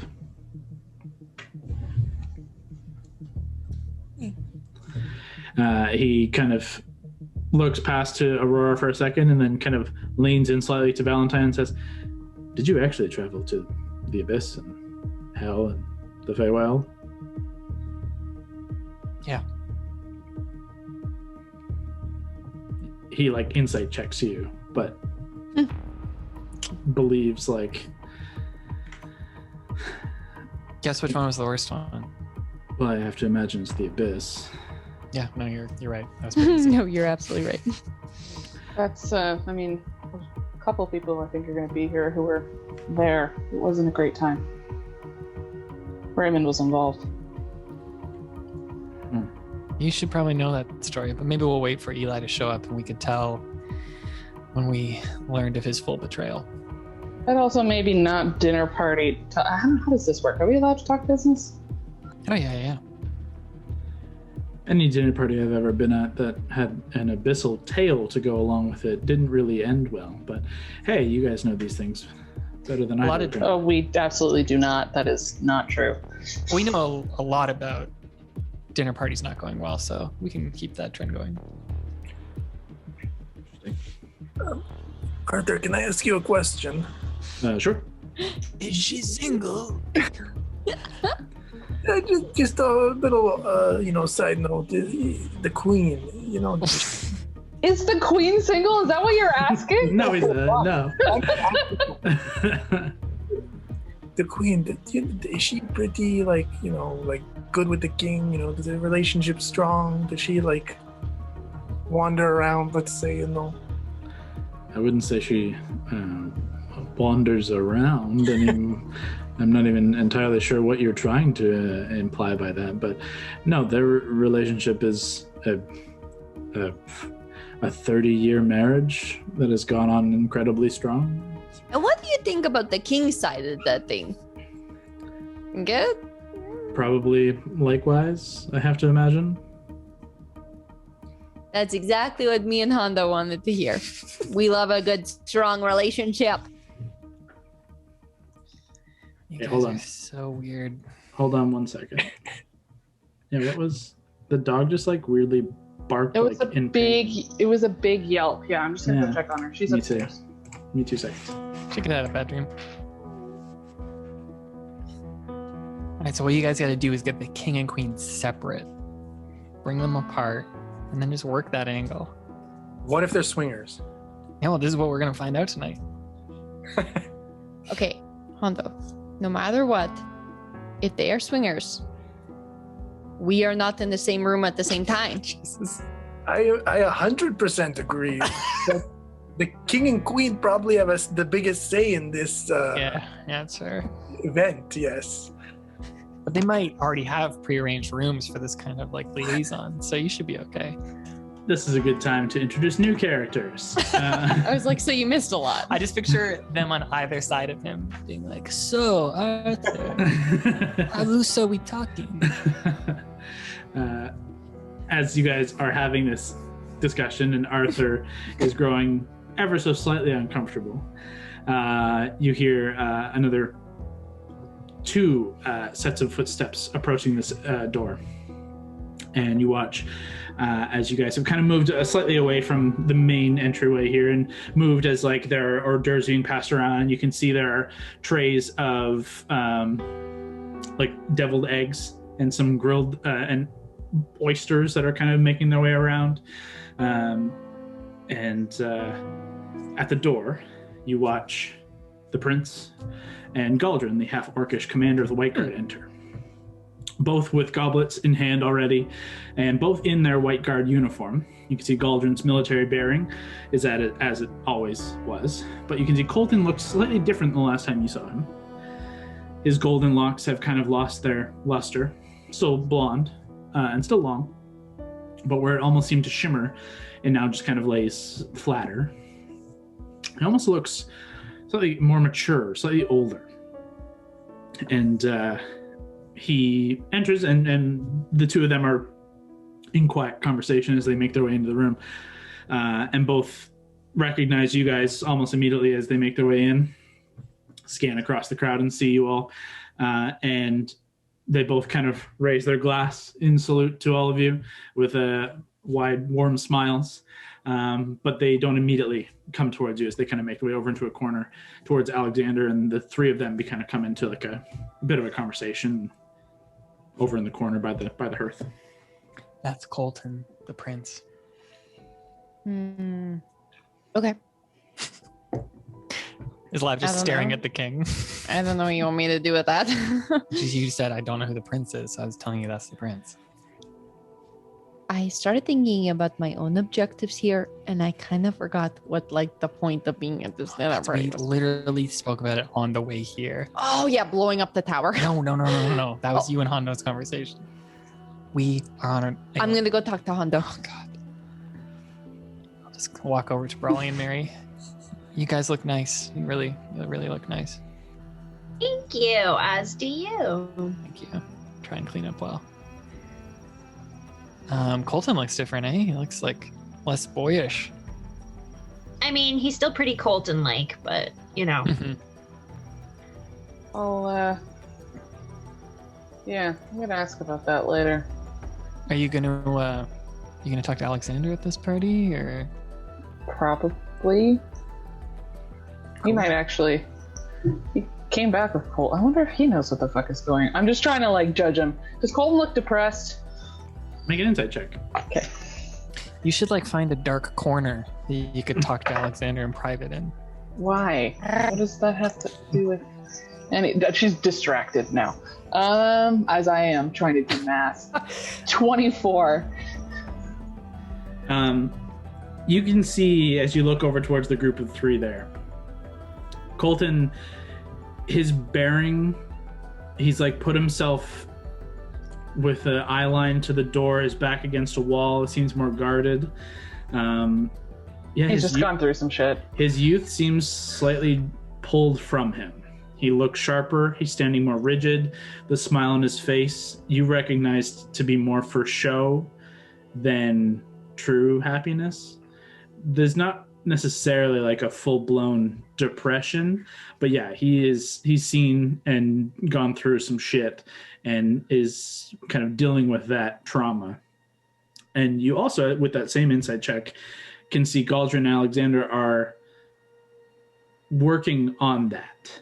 Like they're trying to bring him back. You can see that there's a true like friendship and kinship between the three of them. And you always knew Galdrin was kind of Colton's bodyguard, but there was like a love for this kid he raised, you know, as like a bodyguard essentially. Like he was alongside him his whole life, and very likely through the adventures into the abyss and on the way home, Alexander and Colton seem to have sparked at least some kind of closer friendship. I just say quietly to the group, maybe we leave the abyss story for another night. It's such a good story, though. I've been working on it. No, but I don't think everyone came back as easily as we're used to doing so. I don't know. You finally hear another set of footsteps approach as you're having this conversation. Another kind of clicking on the tile outside. And as this kind of single set of footsteps, you watch Alexander again kind of make his way to the door and draw it open as two figures walk through the door. I should say, one figure walks, one hovers. You watch as this first smaller figure, wearing a similar long white coat to the other two, his done up similarly to Arthur's, though, and bearing the same kind of platinum rose pin on his left side of his chest. Though you can see the lower half of his kind of robe is flaring out and fluttering beneath him as his legs are crossed beneath him, and he kind of hovers into the room, keeping himself up about, keeping his eye level up to about 6 feet high. And he would need that hovering because you recognize this gnomish figure who hovers into the room, legs crossed, in somewhat quiet conversation with a feminine figure beside him. the last to join this dinner party, in a familiar sight to at least 4 of you. Stately, elegant, an elven woman is brought in alongside Eli here, standing well over 6 feet tall, ashen-skinned, not exactly drow dark, certainly like cooler-colored elven. She wears a tight-fitting gown of deep burgundy, her hair short, shorn, and silver that rises up into dramatic points. Her long elven ears are heavily jeweled, as are her hands, and you recognize Lady Ophelia Sarkeesian, also known as the Grey Lady. Oh, it's been so long. I love her. I will immediately start walking forward. The two figures kind of enter their way into the room. Alexander kind of opens the door and nods to the Grey Lady, who nods back with a little wink and a smile.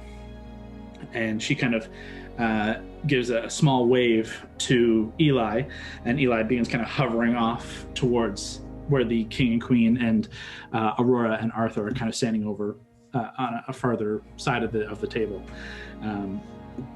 And Valentine, you make your way toward the Grey Lady, who, as she kind of turns from Alexander, meets your eyes, and there's a wide smile as she tilts her head high, this kind of pointed chin. You make your way forward. I'll give a little bow as soon as I get there. Lady Grey, it's so good to see you. Master Fleurwild? She kind of winks a little bit and says, "It's been some time." So happy to see you. I was honestly thinking of asking Malcolm if he had heard from you recently. I'm happy to see that you made it out of Rogue Point in one piece. Indeed, made it out of Rogue Point, made it out of the battle here. I seem to be leaving a trail of carnage in my wake. Or perhaps yours, I'm unsure, truthfully. These wakes combined together, it's like we're just meant to find each other. Certainly possible. But nonetheless, I think your party and my history, we can ride this ocean pretty well. I like the sound of that. Smooth seas from here. Well, hopefully not too smooth. But indeed, I have found myself living here now, as the wreckage of my former estate is still being sifted through. But yes, I currently live here. If you have a moment once you're done with... I'm sorry, I didn't catch your name, friend. He left immediately. Great. Well, if you have a moment now, I'd love to introduce you to 2 more friends of mine, Alana Brawwin and Lavender. Well, that's what these things are for. Lead away. Pleasure to meet you. Walk over to Brawley. She kind of bends down and gives like this kind of half curtsy and says, as Valentine introduces you, Brawley, she says, "A pleasure to meet you as well." And Pleasure's all mine. turns to Lavender and says, "And you are?" Hello there. What? What the hell was that? So impressed by her accent. I was like, and then I was like, Oh my god, I'm so sorry. When I get nervous, sometimes I change. This is me. This is the Grey Lady. This is me. My name is Lavender. Okay, slow down. A This pleasure is to meet you, Lavender. Grey Lady. We met her in Rogue Point. She gave us shelter when we were facing a pretty bad storm at one point. Oh, She's, Rogue Point. a friend of ours. Yeah, she was there before Rogue Point became ashes. I remember this from I afar. was, that's interesting. In fact, before Rogue Point came ashes, I was there before Rogue Point goes Rogue Point. I have quite a history with that city, as do these fellows, but you are 2 new faces. You seem to have fallen in with these wayward travelers. Well, yeah, I guess so. But how do they call it? Fate? Misfits become wild cards that become a full deck sometimes. I quite like that. Unfortunately, Hondo the Blue is still alive. You can see him over there talking to the Queen. She looks over and says, "Now that is that's a Triton I look forward to talking to every Many do until they start talking to him. He's not still single, is he?" I thought he'd be attached to someone for a bit, but unfortunately, I think he is now single. Unfortunately for some, hopefully fortunate for me. And she leaves your group headed towards Hondo. Oh my god. Raleigh just kind of looks over at Val and Live and goes, She's like she's an elf, and does she look like she's older, or is she like the kind of elf that like you can tell is probably older, but she's like Kate Blanchett is gonna look gorgeous forever. Yeah, she definitely has, no like significant wrinkles or lines on the face. She still has that kind of perpetual elven grace and beauty, but there is like a level of gravitas. There is the slightly ashening of the skin and the hair that is truly silver and gray. This is an older elf. You're not sure exactly how old, but obviously you guys are aware that elves live significantly centuries. Valentine knows that elves can live several thousands of years. Was there any? I'm trying to remember back to when we last saw her. Was there any? Did I have any special interaction with her? You tried to steal stuff from her house. You tried to steal stuff from her house. Yeah, she caught you. You had a nice house too, right? Yeah, she had a very fancy estate. Garden was beautiful. Yeah. Mm-hmm. But what you do recall from your kind of interactions with her, she was and you and Gord would kind of already have known. I think we went through it back then, but this is going back like 3 years in real life. The Grey Lady and the Dusk Queen, her ship, she was a very famous pirate and adventurer on the seas. And so you kind of already knew that when the two of you met for the first time. And that kind of moniker, the Grey Lady, has now become her general kind of how people know her. What was it called? The Dusk Queen was her ship. So cool. She has Evenfall connections too, because that's why we got shelter there.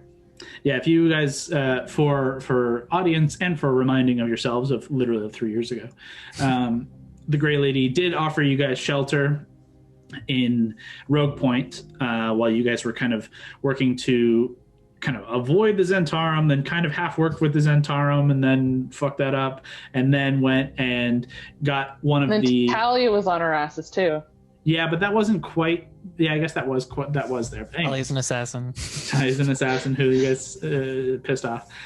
When you guys went and got the gem from the Isle of the Faceless from Syrah, and then returned with the gem and Syrah in chains, you guys left the city thereafter, but Gambino came to rescue Syrah, and in the process of rescuing her, bombed the shit out of Rogue Point and just left it to smolder. Unfortunately, it seems the Grey Lady's estate, who was... You've only met the one time. Oh, no, you've met twice. She was there at the gala. She was at the gala, yeah. She was at the gala. Yeah, she bailed. She bailed before shit got real. Well, she bailed out when shit got real.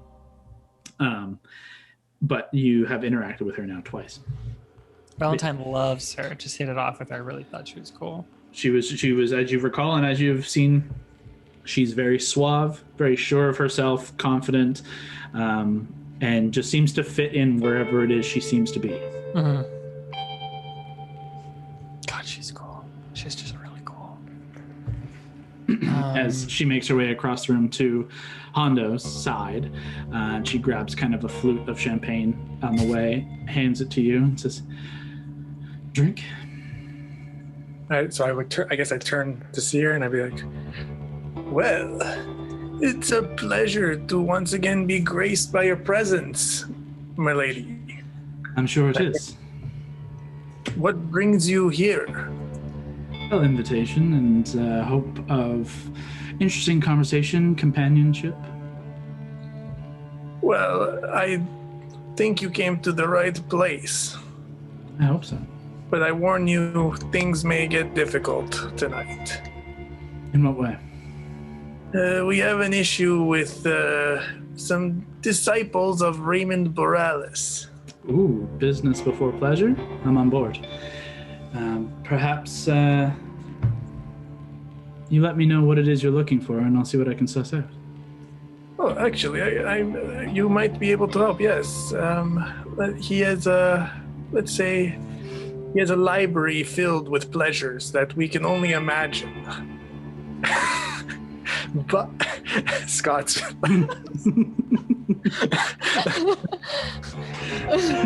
Library full of pleasures broke me. Sorry. I told before we even continue, just imagine the College of Whitethorn with just like shelves on shelves of porn and just like Sex toys. sex Dicks toys everywhere. just behind Raymond. Raymond like Murphy beds his like behind his bed, and it's I just picture Hondo sitting there and then thought bubble, and then that's what he's picturing.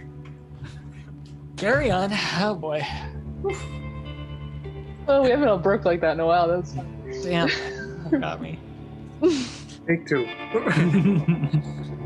So yes, this library, and he has blocked it. He has put a spell or some demonic plague on it, but we cannot get in. interesting. Well, Oh, what was you that? can't get it in the library. Here's better. It's better when I didn't mute you the first time. I was like, no, it's She looks to you and says, "That is quite a predicament." Well, do you think these fellows? She kind of looks around and says, "They're to aid you or guard you from, how you would say, defiling his room of pleasures." Well, they probably want to preserve it, and I want to enjoy it. So we'll see. I think they seem like decent chaps, but we'll have to see. If one door closes, there's another open. I will elbow Mary and be like, do you think he's ruining it? It doesn't look like it's going well. I'm having a very hard time reading either of them. I don't think I want to know. I think I heard him say Library of Pleasures. Yeah, the word pleasure was said like 3 times. I'm like reading lips from this distance, and then I stop myself because I just don't want to know anymore. No. She says, "Well, how about this? I'll do some digging, you do some digging on your end, and by the time this whole shindig is over, we reconvene and compare notes." That sounds like a plan. Excellent. She kind of drains the rest of her flute, sets it on a passing thing, kind of looks at you and gives a little eyebrow raise, and then kind of scoots off to Tilt my hat. another group. Anyone want to talk to Eli with me? We haven't really chatted to this floating guy. I can come with you. Okay, let's do it. You make your way over to where you can see Malcolm and Lillian have kind of broken away and have left the room for a short moment. And the 3 of the college are now kind of in a small, tight group. The 3 of them, Aurora, Eli, and Arthur. I'm As now you're watching them and reading their lips, by the way. Sure. Right as we notice that's where it is, just right before the chair gets there. I just want to see if they were talking about anything specific that they'll stop talking about as soon as they show up. Good idea. Make a perception check. Ooh, natural 18. Plus 6. What is that? I'm too tired to do math. 24? 24? Okay. They seem to just be kind of making pleasantries with one another as like a different conversation had like Malcolm and Lillian had just left their group, and then it was like that kind of awkward pause before picking up a new topic, and they were just kind of like idly chatting. And you did catch Eli saying something to the effect of hating these things, and you catch Aurora just saying, just play nice. And by that time, Valentine and Allie make your way across the room to their group. To which, as you make your way across, say, not sure if you've had the chance to meet Master Otto here. No, that's why we came on over. I thought as much. Otto Silverthread, this is Valentine and Alana of the Wildcards. He kind of Nice turns to to meet you, still kind of like hovering at height with Valentine, and then kind of lowering to Alana's height for a moment, and just kind of nodding. Says, "Well, it's a pleasure to meet both of you as well." Cool trick you got going on here. Well, I think my stature is certainly looked down upon, both literally and figuratively, and I prefer not to have that happen. This levels the playing field, so to speak. I can understand that. But yeah, around us, size, race, creed, it's all good with us. Well, that is good to know, I guess. I've heard something of your exploits through various tales and things. Yeah, we're kind of known around here. I've heard a bit about you. You are close to Raymond, trying to hope for that apprentice spot. As obviously you are well aware, the three of us were in competition, you may say, for the position. And clearly, none of us got it. But, yes. You didn't really go to the Abyss, did you? We went to the Abyss. You can ask Colton. Kind of looks over at Colton, looks over at Arthur, digs into his satchel and flicks him a gold. Kind of settles back against the wall ever so slightly. You guys ever been to hell? No. Oh, I didn't know. Yeah, it's not great. It's warmer than the Abyss. Abyss is Aurora, as you are saying that, she kind of says, I actually have. You been to hell? Yeah. It's not nice. What were you there for? Which layer? I was in the city of Dis. I don't even think we've been there. Second layer. We were in probably, what did they call it? It's like a casino. Yeah. Oh, with the ring that we were fighting in too. Yeah. That was great. Yeah, fighting in the pits of hell. There's this whole thing. Mm-hmm. Truthfully, I'm not sure where that's supposed to be, but at least you came out of it. Yeah, that's the main thing. Many Yeah. don't. So tell me, there's three of you here, all of you very, very capable. Obviously, I think it's a good thing you guys weren't chosen to be the apprentice of Raymond. We saw how that went for his last one. Precisely our conclusion as well. But how do you decide who's going to take hold of the leadership of the college? Do they need a single leader? Can't the three of you run this if you're all three of you that skilled? Truthfully, it's out of our hands. And I think that is the best way to handle it. We need someone impartial. The king and queen obviously have final say. That is their appointment. Master Delarian's ultimate decision. But there hasn't been need for a new headmaster or a new arcane advisor to the king in very, very long memory. Raymond Burrell has held that position for 60 some odd years. You guys, were you guys close to him at all before the switch, before he changed sides? You know what he was like before that happened? When you reflect back on it, if there was any hints of this betrayal that maybe just kind of went unnoticed? You watch all of them kind of not meet your eyes, but not out of guilt or anything, but just in trying to pull the memory, trying to recall and really pull themselves back to the moment. You guys were on the first layer in Avernus. And it's not the city of brass is in the elemental plane of fire. Stop trying to guess. I thought I figured it out, and then the sixth layer was where Val's uncle was. I know we're off this topic, but it was fucking the shit out of me, so I was going through my notebook. Couple times we've been to hell. That's okay. Yeah. They're all trying to pull the memory and trying to kind of work their way through stuff that they may have either suppressed or just haven't wanted to think about. And Eli comes forward off the wall, ever still hovering. Says, "He was a great man. The key word was bless.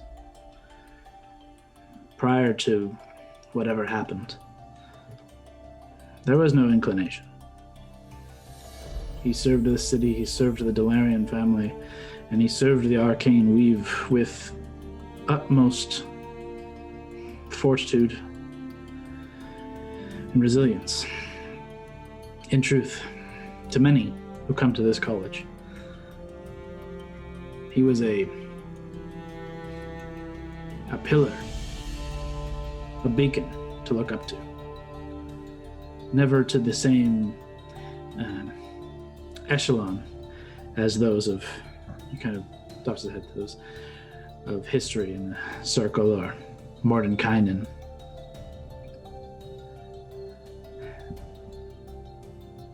But if ever we were to see someone of that same level, I truly thought he would be it.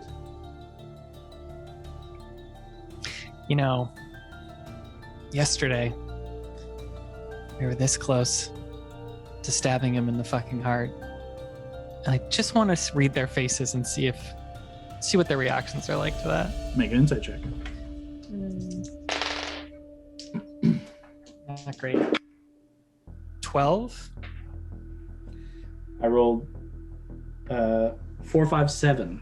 So, All right, well, we're playing. Immediately, you watch Aurora kind of shrink back at the thought. You see both Arthur and Eli. I don't know what the right way to describe it is, but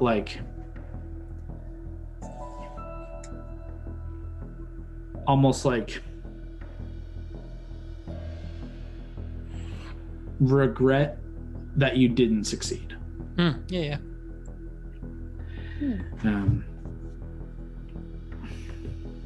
And Aurora just kind of she pulls back and just says,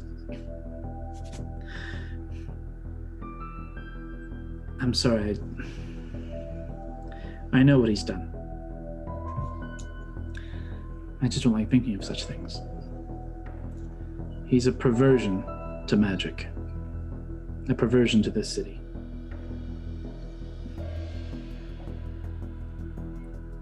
I just don't want him. I don't want anyone to die. I know it's foolish. Can I take a drink of whatever glass I'll just take a drink, kind of nodding along, and I'll look back at Mary and just try and give her a. Maybe I'll just turn back to her and I'll just mouth the word watch or something like that, and then I'll turn back. Yeah, I keep thinking, what if he has things right? What if it is twisted like you say? But what if trying to bring order to this chaos is what's really right and would set us all free? Something that keeps me up at night.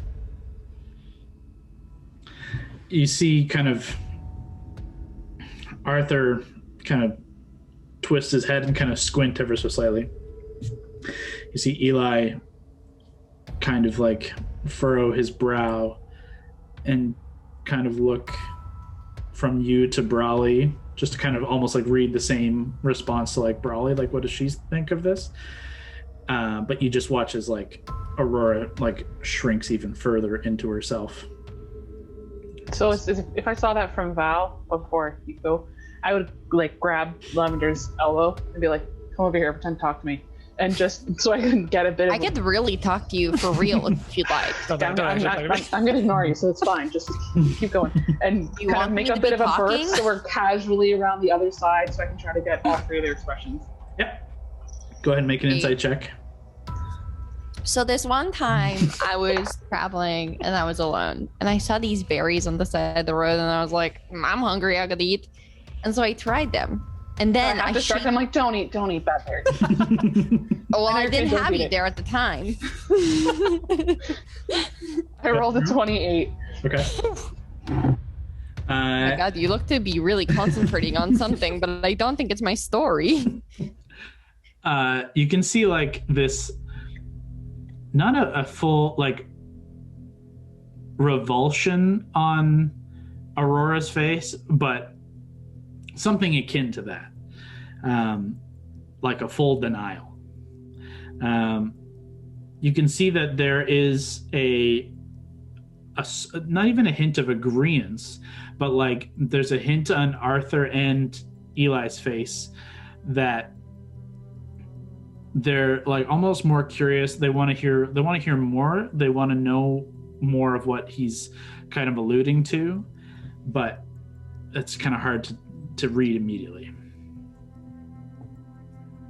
There's on Arthur and Eli. There's desire to know more, but and like mistrust and kind of misunderstanding almost. Yeah, like that sounds a little slightly fucked up, like a bit of taking them off guard. Yeah. Okay. I'll just go on the earring and say nothing overly suspicious to Valentin. You said nothing overly suspicious? Nothing overly suspicious. Yeah, I don't know. Just, I'll be honest. I know our party looks ridiculous, murderous, sinister. Some of us look more beautiful than the other ones. But I really don't want to fight anymore. I really don't want to kill anyone. I wish Raymond was still our ally. And I just seek to understand, seek to know why people are doing what they're doing. That's why I asked you guys if there was any secret we could unlock to what turned him this way. If we could further understand what his motivation is, just might help. I've said it before to these three that I think that for a multitude of reasons, putting ourselves back within the tower might give us some answers. It's the last place anyone saw him. It's the last place we know he was him. If there's any clue, if there's any trail that he left us to find, it would have to be there. But besides that, if he has truly betrayed us all and has become this slime ball, that place is no longer his, and it deserves to be one of ours, or at least in the hands of the Delarians. Are all three of you willing to take up that fight with us to reclaim the tower? Eli immediately says, no. That is a foolish fight. We don't know what we're facing. We don't know what we're up against. We know full well Raymond is far more superior than us in the arcane and has had years to perfect his protections there. Even with, I apologize, I don't know your full skill set, I don't know who you are. Even with this group, it is folly. What's your last name? Silverthread. You sure? He just scowls and leaves, like hovers away. Aurora says, that wasn't kind. Being a coward's not kind. He's not being cowardly. He's being truthful and honest. You can't have everyone just come in here and agree with you just because you're pretty. That's not how the world works. You're charming as well, but I see your point. Not as charming as you think. I'm both figuratively and literally in between both of them. Well, not anymore, but Arthur makes good points. I think the tower needs to, at the very least, be cleared and returned in property of the Delarian family, and there's a place of learning. It needs to house people that can learn. We need to teach people. This is where we can do that. Mary, but it is dangerous. Mary, what are you saying? It was Kev who was saying yeah. Oh, sorry. As that moment finishes, go ahead. So I guess if I wasn't there, I'll walk over there, and I'll just be like, okay, so the Gray Lady is gonna do some investigating. So that's good. Are you telling me and the other two? Yeah. Okay. About the other two. With Arthur and Aurora there. Oh, Valentine and Allie are with Arthur and Aurora. Mary and Lavender are solo on the other side. I'm assuming Gord's chilling in a corner, Smoking a pipe. I'll go where possibly invisible at this point. Yeah, cool. Found a shadowy spot when invisible, but Brock, you can obviously change that. I just kind of made that assumption based on history. Your past. So Nope, that's completely accurate. Go ahead, Kev. So I'll walk to Valentine and that group. Okay. So I'll say, so the Grey Lady is going to do some investigating about my ship if it's turned up. Aurora immediately kind of pipes in and says, "You have a ship? Yes, I've had many in my day. Wow. How many? Why? Why have you had so many?" In my line of business, we take ships, destroy ships, build ships, Well, I mean, in the adventuring business, or did you have a job before these guys? Yes, adventuring. We would adventure and we would, hitchhike. He was And a on the freelance. seas? He was a freelance privateer before this. And sometimes they would love us and they'd just give us their ship. I understand. I see. Okay. Sorry.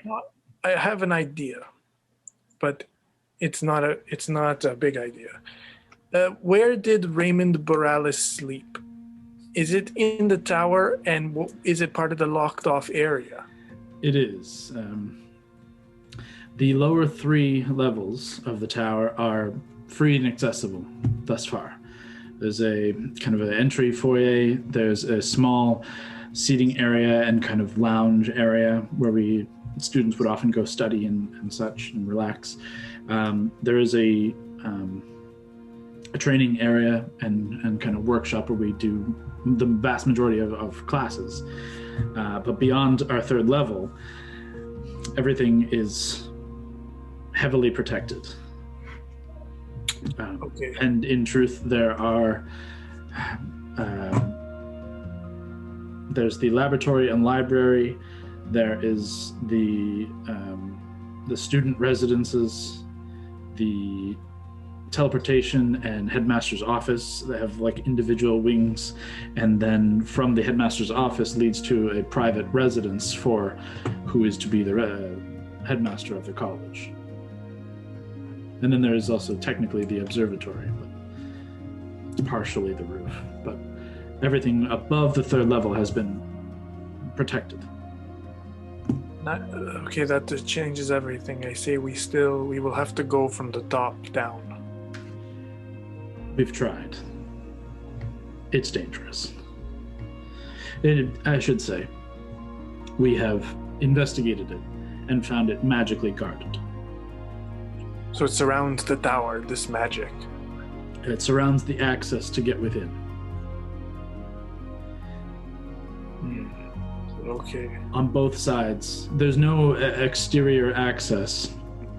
In That's truth, the only access we've found that makes any sense is to go up through the middle. Could we? That's why I'm thinking.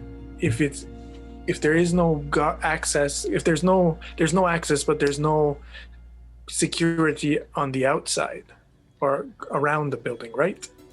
Yes and no.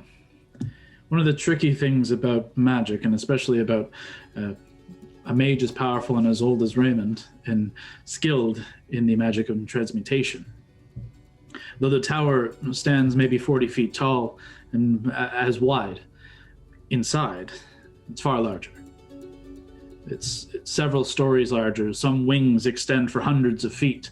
The library itself is 300 feet square. It's not as easy as slipping through a window. No. But could we drill through, not at the top even, but even on the side, if we could fly someone with fern or something?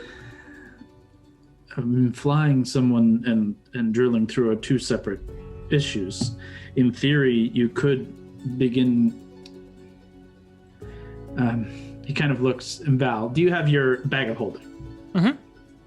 He looks at the bag of holding and says.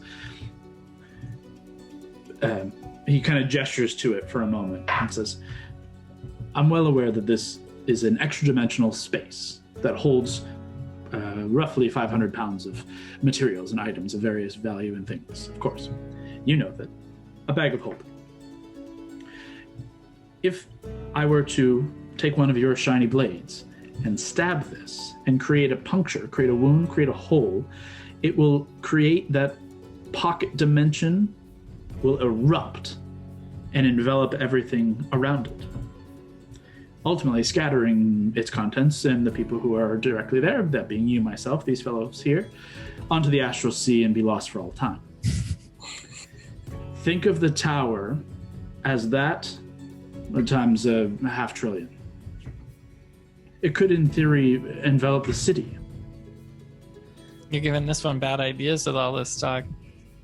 It's also a reason why this is in good conscience and in good company. I wish to regain control of it. Raymond knows that this is a ticking time bomb. If they come for the city again, and he manages to deal damage and strike this, the royal family are right here. The citizens are not far off, and I don't exactly have the calculations done to know the far spread of this eruption. By my just vague calculation, it could take out the entire city. It could be larger. Even if it's smaller, there is certainly loss of life. What about any wards to protect teleportation inside? In theory, could Raymond just at any point jump back into this teleportation circle? Another concern.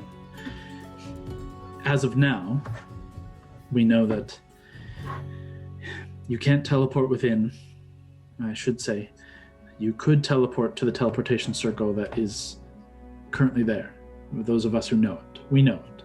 However, one student, someone who perhaps thought themselves the next apprentice, or who thought themselves ally to him, has attempted to teleport there. And they haven't been heard from or seen since.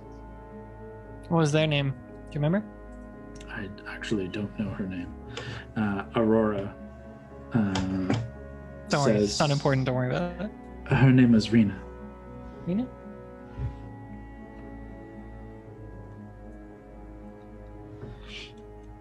I look over to Valentine and I say, Val, I think there are only two people who could help us. Uth Kadar or the Baba Yaga. Aurora just starts laughing and says, the boogeyman, who are you talking about? How is any of this going to help? This is no boogeyman. This is someone of immense power who took a shining to us. She looks at Arthur for like confirmation of the bullshit she's hearing. She's like, are you going to tell me you have met and were liked by the mother of all witches? We've been to hell. We've been to the abyss. So we've It should heard. not come as a surprise that we have met the Baba Yaga. No, that's not my surprise. My surprise is that you're alive. Well, a lot of people take a shining to us, especially me, myself. And we left with a good relationship, I should say. You are quite charming. I look at Bradley like, what the fuck is going on? No one's charmed by Valentine, huh? Those fucking killing it over here. Everyone's pissed at Val. Yeah, it's our humility that's really helped us in these situations. Arthur says, kind of just shakes his head. He says, I appreciate the thought, but in truth, I think it makes far greater sense that this be handled by friends of the crown, yourselves, ourselves, and external help comes with a price. Do any of you still have contact with Raymond at all? Or could you contact him if you needed to? Both of them kind of shrink back, just like, And then at the second part of your question, well, yes, in theory, any of us could contact him through a sending spell. Could we lure him here? Could we get him? Could we trick him into easing the spell for some reason? Aurora kind of tilts her head and just says, "That's actually quite a good idea." She looks at Arthur for like confirmation, and he looks and shakes his head at her and says, "That is folly. No offense." He puts his hand up to Hondo. But you do not trick a former headmaster of the College of Whitethorn. There's no luring an archmage anywhere. She kind of taps him on the shoulder and says, "Well, what would he come for?" And then looks at you guys. "You say you nearly killed him. What would he come for?" There's some things that maybe. What if it's something in the tower? Yeah, there could be anything in the tower that he could come back for. That's still where he lived. I mean, in theory, he could have cleaned out anything he wanted in this time, but maybe not. Why do you think he chose Syndra over you guys? Specifically, I want to look at Aurora and see how she feels about that. Make an insight check. At one. Oh, wow. That'll just piss her off. It's just difficult to tell, but she kind of just like grows like almost just blank. So there's nothing really to read. And she just says, Syndra wasn't nice. I think he may have seen something in her that he could use. And Arthur just kind of nods and says, "No, Syndra was a bitch, but a very talented one. And, but I think Aurora is absolutely correct. She was a powerful mage, and with the right force, could easily put that to harm instead of good use." I think he kind of possessed this cult of personality that lured people in like that.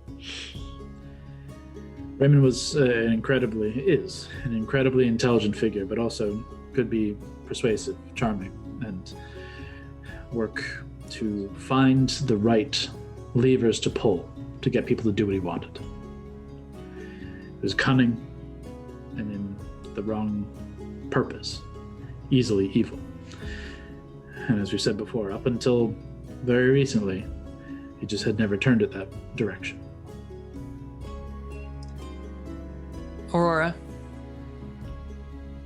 we're just trying to do our best out here. Us too. Trying to protect the Delirians, trying to protect Arendelle. This is Mary City. We're family, so it's kind of the Wildcard City too. Just wanted to ask you a personal question. I hope you don't take any offense to it at all. I'll certainly try not to. I've had bad luck tonight, so let's go for it.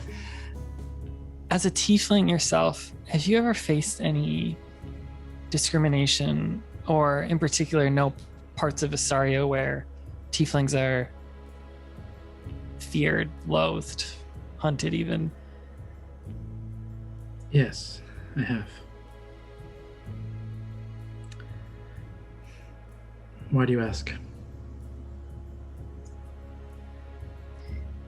We caught the story of a tiefling we're very interested in for all the wrong reasons. For her, perhaps how they've manipulated Raymond.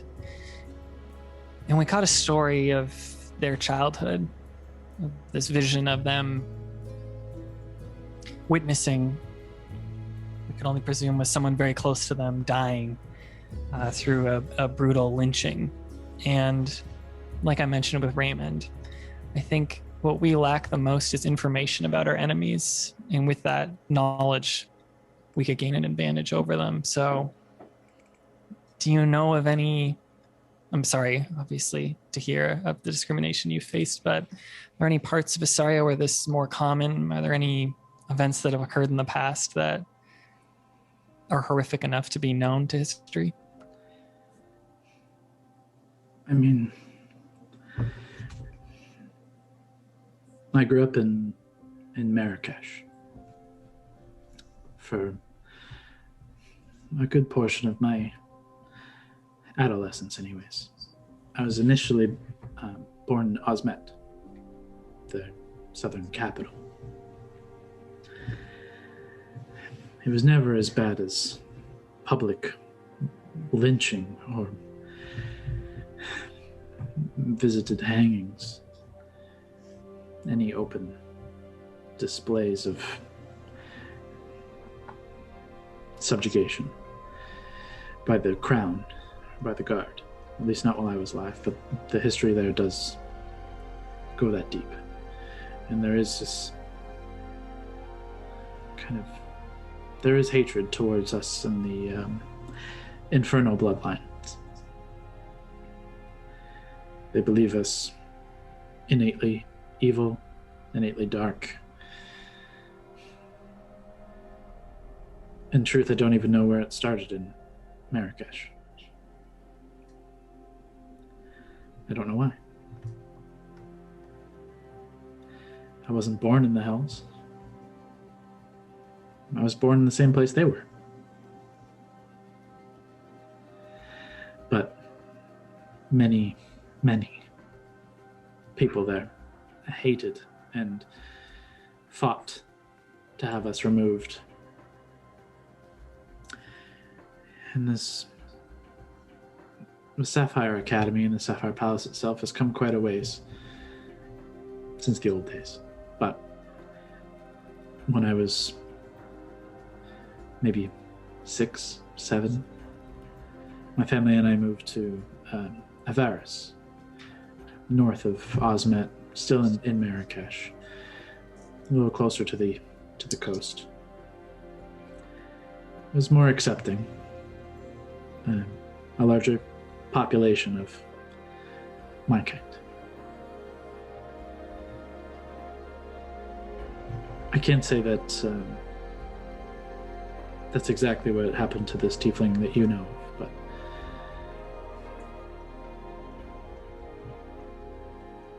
I wouldn't be surprised. Sorry to hear that.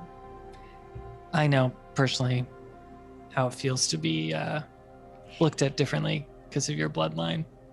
And I mean, if you look at us wildcards, not one of us is the same. We got this Triton, a dwarf, me, human. I don't even know what that cat guy is anymore. And the newest She's like, one. Parks was like, "That's a cat?" She maybe don't say that too loud. Yeah, you could try and go talk to him. He's pretty charming. If you thought Honda was a smooth talker, you should hear this guy. What's his name? His name's Gord Willie Sticks Dunsworth. But his nickname is the Manda Cat. Why? Have to ask him. Will do. And I appreciate that your group is understanding.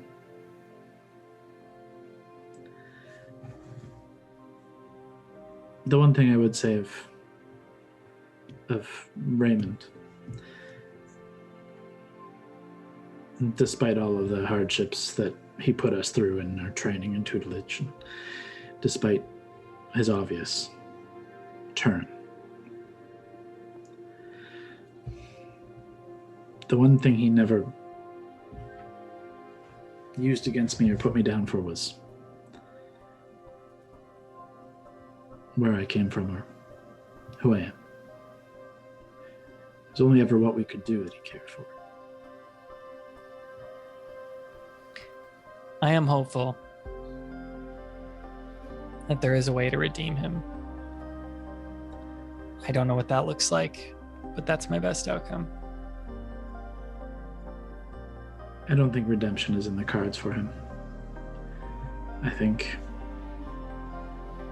if it's possible, and she kind of gestures to Hondo, to lure him here, or even if we can't lure him here, if there's any way we could trap or contain, see it that he sees justice, that would be my outcome that I would choose. I don't want him dead, but I do want him to pay for his crimes. Well, I expect dinner's going to get started here soon, but is there one last question? Do you know of any places or any spells or abilities that are magic diminishing? If there is a way to bring him somewhere, is there any way we could prevent him from having access to his abilities or for his artifacts to work? Well, of course, there are spells, high level, powerful magics that can shut down any and all arcane ability. In truth, they fall under the abjuration school and protection and such. That's more Eli's game than it is ours. I'm more in the camp of if I see a problem, I squash the problem. You do well with us. He kind of gestures to Aurora and says, and Aurora favors more of the, she immediately kind of brings both hands up and just like a shower of sparkles, and she brings her hands down and she changes like 3 times, once to Valentine, Brawley, and into Hondo in like rapid succession, and then turns back to herself and says, illusion. You actually also do very well with us. In truth, I don't know that that level of skill is up to Eli is up to that level just yet. It's powerful, but any caster gets shut down immediately. It's an option. But he kind of looks to Brawley. He's like, I want you there when that happens. Oh, okay. So this, baby. So this. So those meals. Also because of this. Well, I think we might get our spot for dinner. Thank you both for your time. Absolutely. I'm sure we'll talk more soon. Hondo, the gray lady keeps looking at you. She's not going anywhere. At this point in time, dinner is come out and served as the queen and king return, and everyone takes their seats around this relatively large table. And the chairs are pulled away that are not needed. And all of you find your seats wherever it is you wish to sit. Alexander makes a point of finding a seat next to Mary. I look at her. Oh. A glance. The gray The lady table. makes a point of sitting across from Hondo. Ooh, power move. I'll sit across from Mary, but hopefully next to Brawley if I can. And then I'll like point at the first fork for Mary and just tap it. Cute. Aurora makes her way over towards Gord and sits beside Gord. Arthur and Eli sit together, kind of closer to the king's side, and that's everybody. No, Colton and Galdrin, they sit together, but not in any particular, near anyone in particular. They probably sit next to like the king and queen, right? It's like second head of the table. Or Yeah, Colton would sit down next to Lillian at the opposite head, and then Galdrin would be on his right. Oh, my neck. But nonetheless, a first course of soup is served. This is rich pea soup, who most of you like, except Leah, who hates peas. Oh, so gross. Pea soup is like the nastiest thing I grew up with. A second course of these like roasted artichoke hearts and this like really flaky white fish. It's like halibut served. A main course is brought out with just like this kind of large trays of kind of serve yourself of roast chicken and shepherd's pies and potatoes and other roast vegetables. And over the next 45 minutes, hour and a half. Everyone is well fed and feasted. And there's not a whole lot of crosstalk at the table. It is fallen into like a casual but still formal form of only really speaking to the people who you are kind of on either side of you, maybe across a table, but certainly no one is yelling across the entirety of the table to get someone's attention. It is semi-formal. If there's anything anyone wishes to discuss in that time, you're more than welcome to. Where's Colton? Colton is sitting to the right of the queen, and Galdrin is on his right. Is that rudely far from where I'm sitting? If I was trying to talk to You him? would be on the other side of Galdrin, Oh, great. so you would actually be one person away from it. I'll just lean past him and be like, "Hey, pal, nice to see you." He looks over to you and says, "Hey, sorry I didn't, come and say hi, but figured you were, meeting people and doing things and, adventuring business and such. I know bigger things out there." Not big enough to catch up with you, but appreciate you respecting it. Sure. How are things? Just what you would expect from us we've been up to.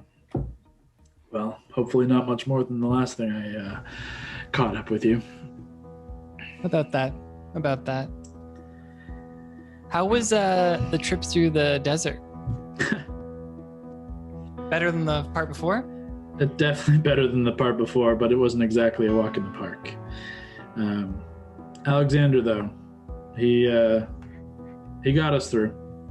That old bag of bones? He wasn't slowing you down? No, he's incredibly skilled. I truly wasn't aware of his full skill set when I always thought him a bureaucrat, smooth talker, but definitely more to him than I expected. But yeah, a lot of traveling. Got a sunburn. It was really rough. No, it was good. It was quite good. Just seeing the sun was good. Glad to hear that. And when are you going to retire this guy right next to you? Never. He kind of claps him on his shoulders, and Galdrin says, "I'll retire when I'm dead." So I like to hear.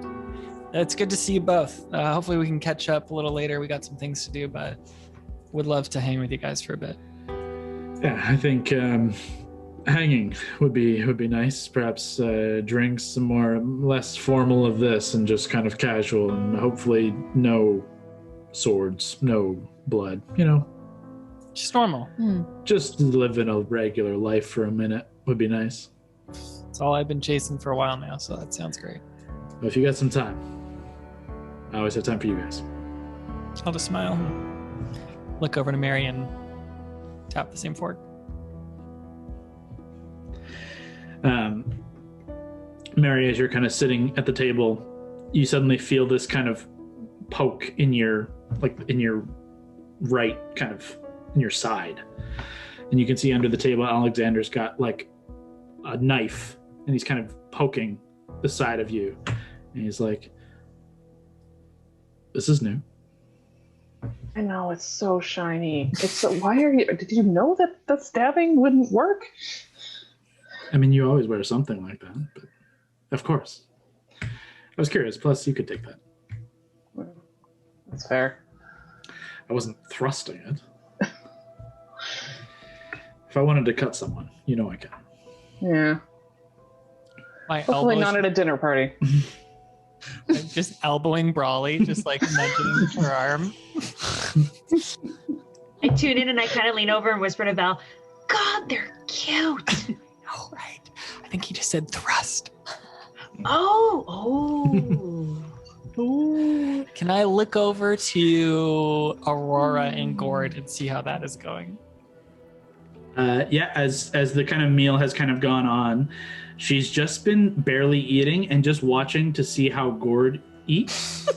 Like, Gord, do you eat, number one? And two, like, how do you take the helmet and just kind of lift it up like Mando does, kind of like halfway? Or do you just not eat, or what do you do? I don't eat. I'm just sitting there, not moving. Just like this. Are you at least drinking wine with like a curly straw? Because that's all I want. No. Nothing? My arms are down. You wouldn't even know I'm alive. It's just Sitting there like a corpse. As after like the second course, after the fish and artichoke is kind of taken away, she like takes a couple of bites and then like just kind of begins kind of just getting closer and closer and closer until she's like right up against your helmet and just says, "Hello." Are you okay? She kind of takes her fork Oh my god, Gord said is nothing. and just kind of like looks across the table at Valentine and at Alexander, or at Colton and Galdrin, who are just kind of like quizzically looking, and she just kind of like puts the fork against like your neck and just like pokes it.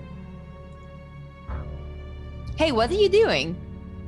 Is he okay? Don't poke him. He won't respond or eat or do anything. He's kind of just sitting here super still. That's like his thing. He's Okay. like the mystery man. All right, I respect that. All right. She kinda Cats sits have back. 9 lives, and this is his silent one. She Gord, she takes hold of your paw as your hands are kind of down. She takes hold of your paw and just puts her fingers to your wrist and is just detecting a pulse. Look, if you want to touch him, he likes it when you stroke behind his ears. But he's got his helmet on. Gord, why do you have to wear your My helmet? head. I'm gonna turn my head sharply Yeah. and whisper in your ear, "Touch me again, I'll skin you alive." Make an intimidation check. Ugh, you didn't touch him right. Oh boy, 16? Okay. What? Oh wait, that's what it is? Okay. No, I think his, when he rolls them, are just straight up what the total is. She immediately drops your hand and clatters a plate and her fork and everything just kind of falls. It's a scene, and you just watch the light kind of white sparkles on her cheeks and her freckles just kind of dull immediately to a pale gray, and she just shrinks in her spot and just sits and looks down at her food, what's left on her plate, and doesn't move for a bit. He likes when you ask. I thought that would go better. I'll say to Colton and Galdrin. They're both just kind of looking across, just nodding. It's been a tense time. They We're just all go kind of back to Colton, just kind of nods and just goes back to eating. There's something I actually wanted to get an insight check on. What was that? Oh, is Colton? Could I insight check Colton to see if was he intentionally keeping his distance because it was kind of bringing up bad memories to be around us, or was he just busy or lost his head? Make an insight check.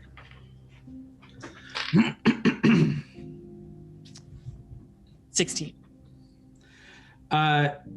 What he was saying to you seemed truthful. He just kind of assumed you guys were here on more officially business and figured if there was a time to catch up, it would be not here. Gross. In a far less formal way, and just was doing his own thing. Growth with our little baby prince. He's growing up. You can tell though that experience definitely sits with him, but it's not caused any kind of reaction to you. It's just it's part of him now. Got it. I can't remember how old he is. Is he early 20s? He was Yeah. kind of frat boy when we met him. Yeah, he's 22, 23. He's still young. But It's like not- Val's age though. Yeah. Finally, as the main course finishes, coffee and tea is brought around to anybody who's interested in coffee and tea. And then finally, alongside the coffee and tea, a blood orange creme brulee is kind of served to everybody as a dessert. And everyone tucks in quite handily to that. It is quite fucking good, and it is weirdly quiet for a minute. I'll lean into Brawley and be like, when was the last time we had dessert? Maybe in Haverfeld? Yeah, it's definitely been a while. Definitely well deserved. Yeah, you're right. We should see if we should get seconds. Oh, it's so good. I hope they do have seconds. Maybe I am now doing the like cute little smile thing at them. I glance up over my creme brulee at you. Just sheepishly look away. I look at Gordon. I say, "Yo, Gordo, I think you're gonna want to have some of this." Cool. I'll just put it in front of you. Just moves it. How are the king and queen right now? Is their mood good spirits? Yeah, you can see that Lillian and Malcolm have both been relatively quiet, kind of letting the rest of the party talk amongst themselves and meet one another, as it was more of a facilitation of introduction to a couple of different parties, right? When engaged, they obviously are very happy to talk, and there doesn't seem to be there's no ill will, there's no ulterior motives. They're just letting everyone else kind of do their own thing. But you can see Lillian to Colton constantly is just kind of patting his hand and like just checking in on him every so often with just like some gentle like patting of his hand and touching him. Does she seem like more like overly? I know she's always been kind of protective of him, but does she seem concerned in like a worrying way? With your passive, I mean, no more so than ever, but hard to gauge. Like, she's his mom, and he almost died twice, and there's a lot of dangerous shit going on. I guess I'm trying to figure out how many weeks they would have been back. Is it like maybe 2 weeks? I guess it depends on how long it took them to get back. Yeah, we don't know that. I don't have the math on me right now to know exactly, but it's been more than 2 weeks. I want to say it's been, because their journey actually wasn't so long. Okay. The journey was basically just from Kel the Kel to Verdantia. Gotcha. And then they got a much faster trip home. But still, like, it's not like he just got back. He's had a little bit of time. No, it's been 3 weeks, I think. Okay. I don't quote me on that, but it's been longer than a couple of fucking days. Our lore keeper will tell us Yeah. in the Twitter thread. I'd probably have fucked up the timing myself, so don't worry about it. A couple of weeks. I'll try and like catch Malcolm's eye or something, and then just try and say something. You guys are. Yeah. Okay. I was gonna say you're kind of on the opposite end of the table to reach to Malcolm, but yeah, good. Malcolm, the last time we had a dinner, this extravagant, this nice, I guess, a party, was under much worse terms by the end of it. But I thought the initial pursuit was quite noble, uniting different leaders. That has been a long-standing goal of mine. Trying to undo the wrongs done by my father and a generation before me. My stepfather himself, we accompanied him to the Vale most recently, where he was trying to meet with the Vale elves there, and I think to some success to try and bring them together. To some definite success. I have, of course, been kept quite abreast of Francis's journeys, and indeed, it seems your aid, your group's aid, has spurned along a somewhat fruitful relationship that we've begun building with the Sylvan Synod and the Vale Elders in general. Thankfully, also thanks to your family, in fact, the connection to the Lindaran elves has also been growing quite well. And at least with the two largest factions of the Vale, in these two, there is a lot more weight to put behind the argument of reconciliation. I think with enough time, I see no reason why we could not tear down these borders that have been built up for years. I'm happy to hear that. We also have a personal connection, and I'll like squeeze Brawley's knee under the table, to the Redmanes. We were in Haverfeld most recently, and we got on well with the queen there, the new queen. I had definitely heard of recent activity in Haverfeld. Not immediately made aware that your presence was a part of that. Yeah. Good luck follows us wherever we go. Yes. I wonder, do you think that withholding your involvement is a true indication that they are friend or foe? The Redmanes? Indeed.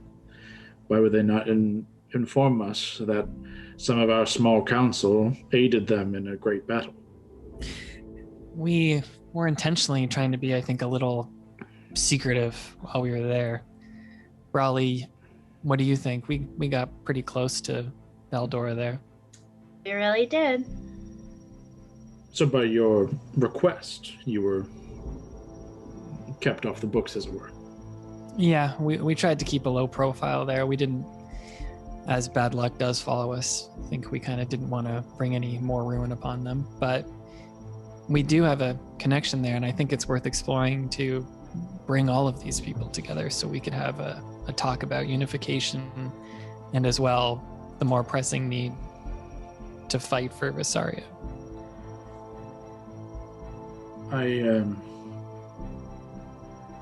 I'm glad to hear you speak of reconciliation and be so on board with my agenda, with my plans, my hope for this realm. In truth, I was concerned that what headway I had made in Haverfeld was broken at this Midsummer Gala you mentioned earlier. After that, it seemed the Redmanes thought us weak, open for attack, open for assault. And in truth, in part, they were right. With this latest betrayal, it's growing more and more difficult to prove to the other nations of this realm that we are not just hopeful individuals, that we have weight at our back and strength in our arm. You managed to hold your own city to Damn right. a incredible force. They had a similar experience recently, and I think pretty soon it's going to be easy to see that there's more than just a hopeful reason to unite everyone. I don't want to get too deep into this here. I understand. We perhaps save this for a council meeting in a few short days. In the meantime, we'd be happy, I think, to reach out to the Redmanes. We would never speak for a royal family, but in this case, I give you my blessing to speak on my behalf. Great. If what you admit is true, if you say is true, absolutely, we have hopes of reconciliation, and if you hold as much sway as you say, we wish to have a meet. Wonderful. I'm sure they would be accepting of that. If you would be willing to reach out to your interested parties, then I highly encourage you to do so, and please use my blessing in our name. We will. Good. Then, well, dessert serves. I think a dinner went quite well, if I may say so myself. I'm very glad to see our future in the College of Whitethorn here, and hopefully our future champions of Whitethorn Hall. He kind of gestures to the Wildcards. It's good to have friends. It's good to keep these bonds. Let's not let these slights, pains of our past stop us from trying to shape the future. Thank you all for coming tonight. But my queen and I think, will bid you all adieu. Cheers. Thank you for having us. There's still plenty of wine, and I'm sure extra hors d'oeuvres and desserts to go around. Dessert. Help yourselves, and I think we'll call it a tonight here, though. And Lillian stands, and Malcolm stands. You watch the others begin to kind of stand in signs of respect. Stand as well. They make their way kind of out and around, and it's just kind of quiet for a moment as they all just kind of nod and make their way out. Turn to Galdrin. Do you know when the next council meeting is? We've kind of missed the last handful. I'd say we are set to have tomorrow, day after tomorrow. Perfect. Yes. Then we'll break for deep winter. Winter's Crest? Deep winter. But Deep winter. My favorite holiday. Have you gotten your gifts yet? Not yet. We're doing Secret Bard. You should get your gift. I'm sure Colton's got you something nice. Probably true. I'm very much a last minute shopper. Oh my god, this is such a regular conversation. I'm dying. Great cackle. Oh god. I just laugh. Feels good to laugh. But the kind of formality breaks with the kind of leaving of the king and queen. You watch Eli very quickly make his exit as well. I lean over to Val. What the fuck did you say to piss that guy off? Ooh, I insulted his lineage. Why? Why would you do that? You remember my family butler? Yes. You know? Oh my gosh. He had this whole thing when he was teaching us about truth and you gotta be truthful. Sometimes you have to agitate to get the truth. So I was just kind of playing into that. And I pissed off a lot of people. You should see what Aurora said to me. She fucking hates me now. Oh no, I could see what she said to you. I couldn't see what you said to her, but I picked up most of it. I can't remember what pissed her off. You know what's shocking though? Everyone fucking loves Hondo here. I don't understand. He threatened to blow up their goddamn tower, and they're still eating his shit up. He's on his best behavior.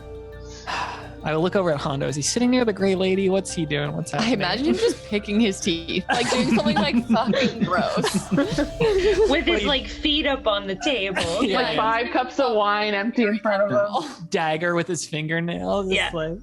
It's that roguish charm. It's that. Bad boy. What are you doing, Hondo? What is Hondo up bad to? boy.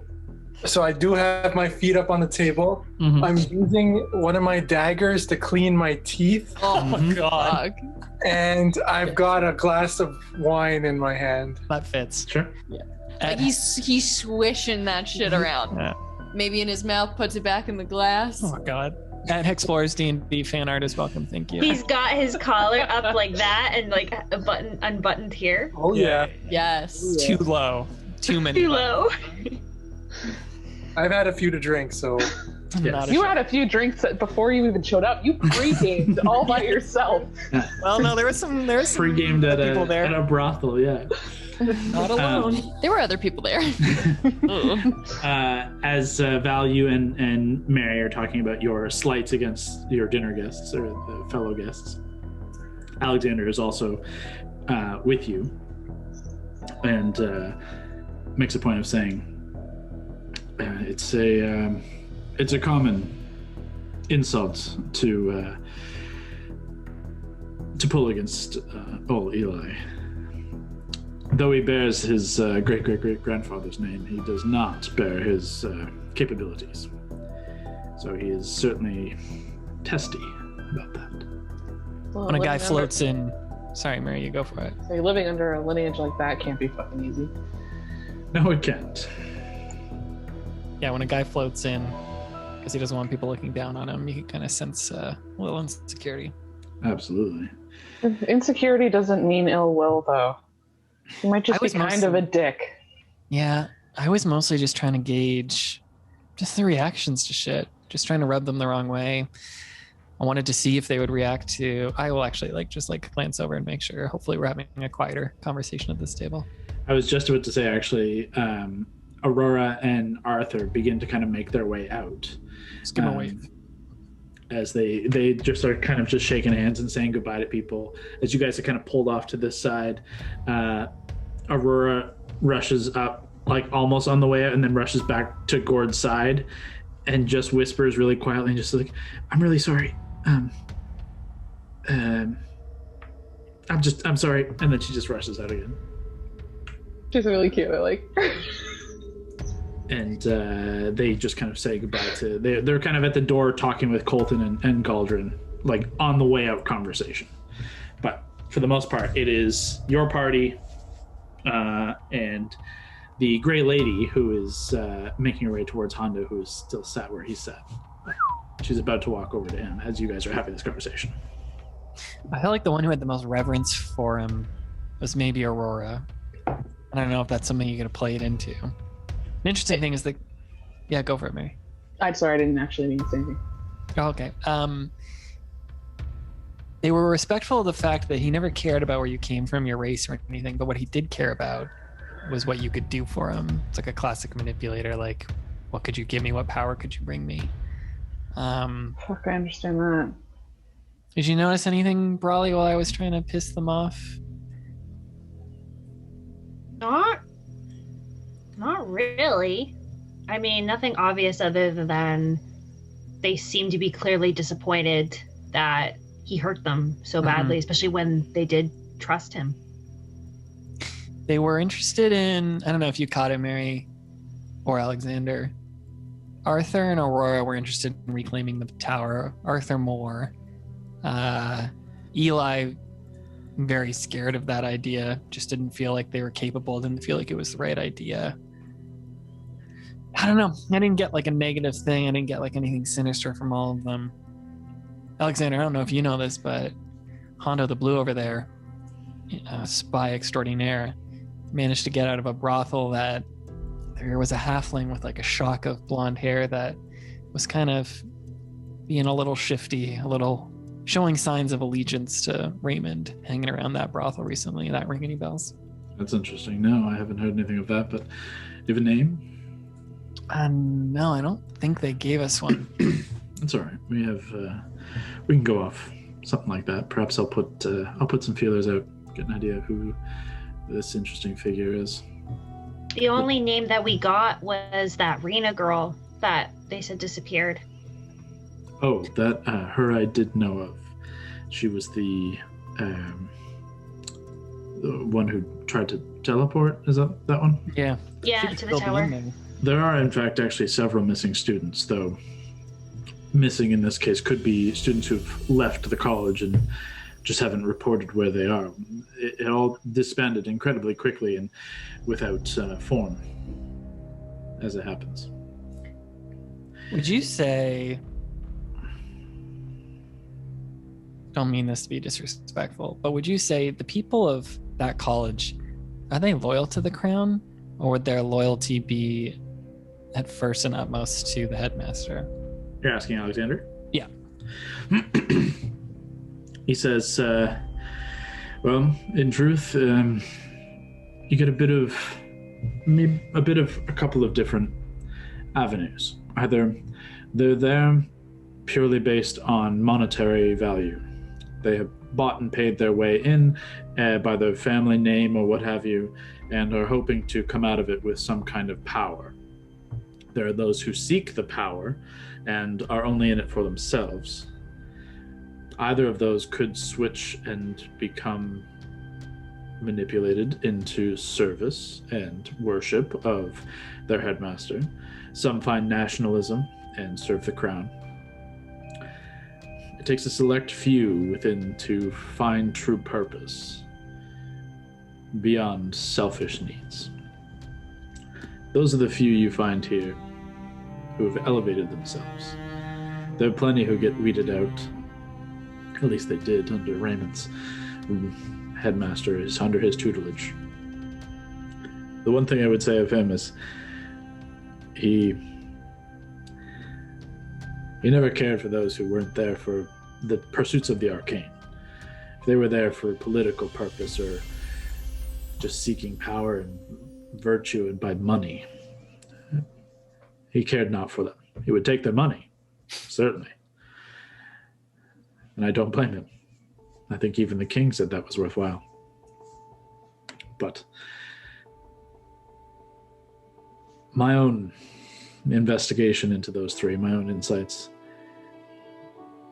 Arthur is a hothead. He sought power, but found purpose. Aurora sought identity and found it. Part of it may have broken with this kind of realization, the world's not so pretty as she may have believed. There's pain in reality. And Eli certainly came to find power. Power in his name, power in manifesting destiny, and of course power in the arcane. I don't think he found any of it. He seems the most lost to me. He seems... I never like the word cowardice, because it defies purpose, but I think he's afraid of something. He doesn't like that word either. I called him it earlier. Well, that's... I mean, no one likes to be called a coward. That just is rude. Oh, Yeah. you're here. No, Am she's I? right, though. That is just rude. Oh, you're Just here. I'm appearing like, like right next am to us. I? Am I there? Just like drinking. Yeah. Regardless, I believe... this is not necessarily insider knowledge, but as part of the council, this meeting we'll have in 2 days' time, it will involve deciding the fate of the college. If you intend to have a vote on who should serve as headmaster, who should serve as arcane advisor, what we should do. We'll be having that meeting in 2 days, and in truth, I did overhear some of your discussion of reclaiming the tower. If you want to truly know what these people are made of and what they can do, what their worth is, if you think it's worthwhile, I would do it before then.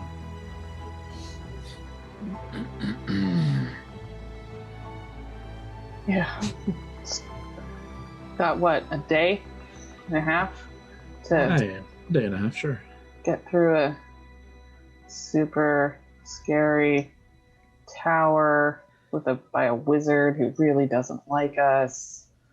Sure, yeah, that sounds right up our alley. Sounds fun. I wanted to go to Haverfeld tomorrow.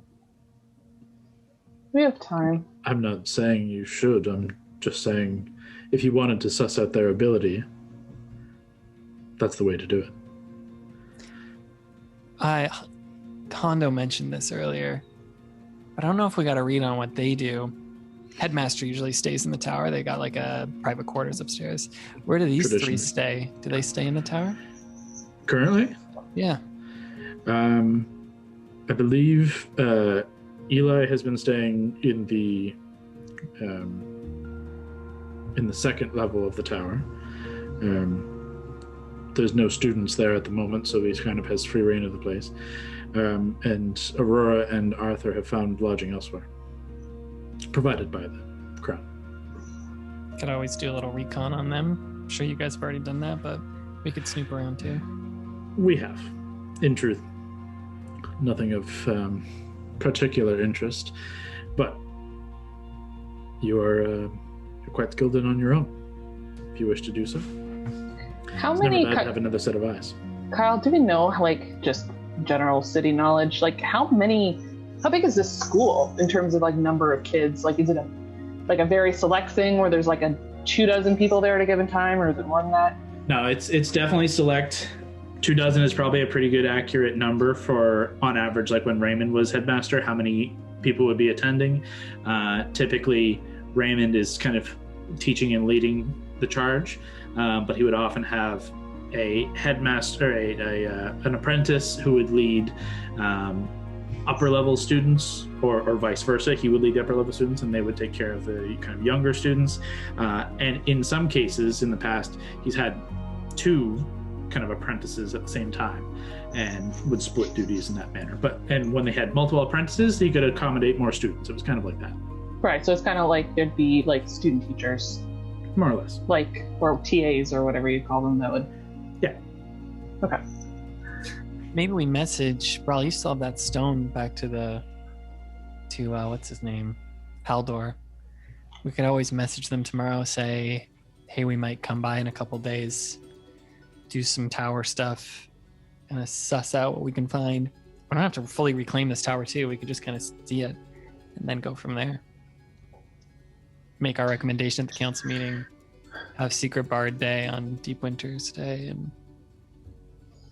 Alexander, you get all your gifts for Deep Winter's Day? How concerned you are with everyone's gifts. I'm well prepared. How many gifts do people get for this? Is this a rich people thing? Oh, Yes. It's like everyone does this. No, it's a very rich person thing. Absolutely it is. Everyone I know does this, obviously. I've never done this. Why you haven't done this? No. No, it is it's a sign of privilege, but it's a nice gesture. You guys didn't sit around your like castle's hearth and like all open gifts in the morning while like butlers served you pastries and stuff? Are you listening to your own sentence as you're speaking out loud? They were so fluffy. You would have loved them. So delicious. No, I'd be there for the pastries. I love how Mary softens the idea of pastries. Breakfast thing. Mary's down Okay, with her. fine. I Dude, would love it. It's like the one thing. I know, it's her secret. Well, should we sleep at our keep tonight? I mean, we have the keep, the boat. My place is far too small. This is the best day. Jesus, you're still here? God damn. Do you want to see the keep? You already saw the boat. You saw Mary's basement. I want to see the keep. All right. I'm also pretty tired. Yeah. Auric is asleep all around your neck right now. She never even came out. She's just so comfortable. Yeah, I think people thought she Nobody was just even like a scarf. noticed. They're so stupid. You know, you And Alexander was like about to say something, and then she's like, "said You're so stupid." And he's like, Not you though. "No, I thought it was dead. Watch that bullet. I thought it was dead." You know, you could use Auric to like spy on people. Oh yeah, that's true. Maybe next time. Shit. That's all right. It looks nice. We're Or just she getting looked to know nice. each other. Yeah, I get it. She used to be a drawing in a boat. I was too distracted with that one that was all over. The Grey Lady or Malcolm staring at Malcolm Delirian? No. Aurora. Oh yeah, Who yeah. was like all touching Gord. He did not like yeah, that. did they hit it off? I saw like some sparks. They flying hit it between off? them. Are you kidding me? Yeah, I saw her get all flustered after he like whispered something in her ear, and she like turned Yeah, all... she got flustered all right. Yeah, that was not as positive of a reaction as She you actually think it was. rushed back to say something to him. Maybe he's gonna meet up with her later. This guy is crazy sometimes. Looks at Mary, just says it right out loud in front of them. You guys How's have- Hondo and the Grey Lady doing? Yeah, let's cut to that. Well, I have a ship. I've been, I've been. What are your plans for tonight? She makes her way over to you and says, "Well, unfortunately, I did not come up with anything of true interest from any of our interested parties. Some little nuggets of interest, but nothing I think someone of your stature would be curious about. Did you learn anything? I learned some things. Mainly, we can't blow things up. We cannot drill into the building. So of course, your pursuits were more of the physical nature. I'm always about the physical nature. Ugh. I undo another button. You just see this kind of smile creep across her face. Ulrich, go listen to what he's saying. Oryx slips under the table as Hondo's boots are up. The Grey Lady kind of chuckles and smiles and says, I like to hear that. Then, would you care to join me? I have been collecting a rare amount of buttons, and I need someone to look over them. Hey, Valentine, do you know that Hondo collects buttons? What? I'm listening. She kind of sits back and is like, I can't say I'm actually interested in that. There's no real lie I can say to you that would make you think I'm intrigued in buttons. However, how about a nightcap back at my place instead? Very well. That I will not say no to. Come with me. She grabs your hand and begins kind of leading you out of the room. Where are they going? Back to her place. What? Wow. So Gord and Hondo are just hitting it off tonight. Gord did not hit it off. Don't say that. He's right there. Hondo is led out of the room from the rest of you, leaving all of you there with Alexander. I'll just go on the earring to everyone and be like, I'm going to go back to the keep.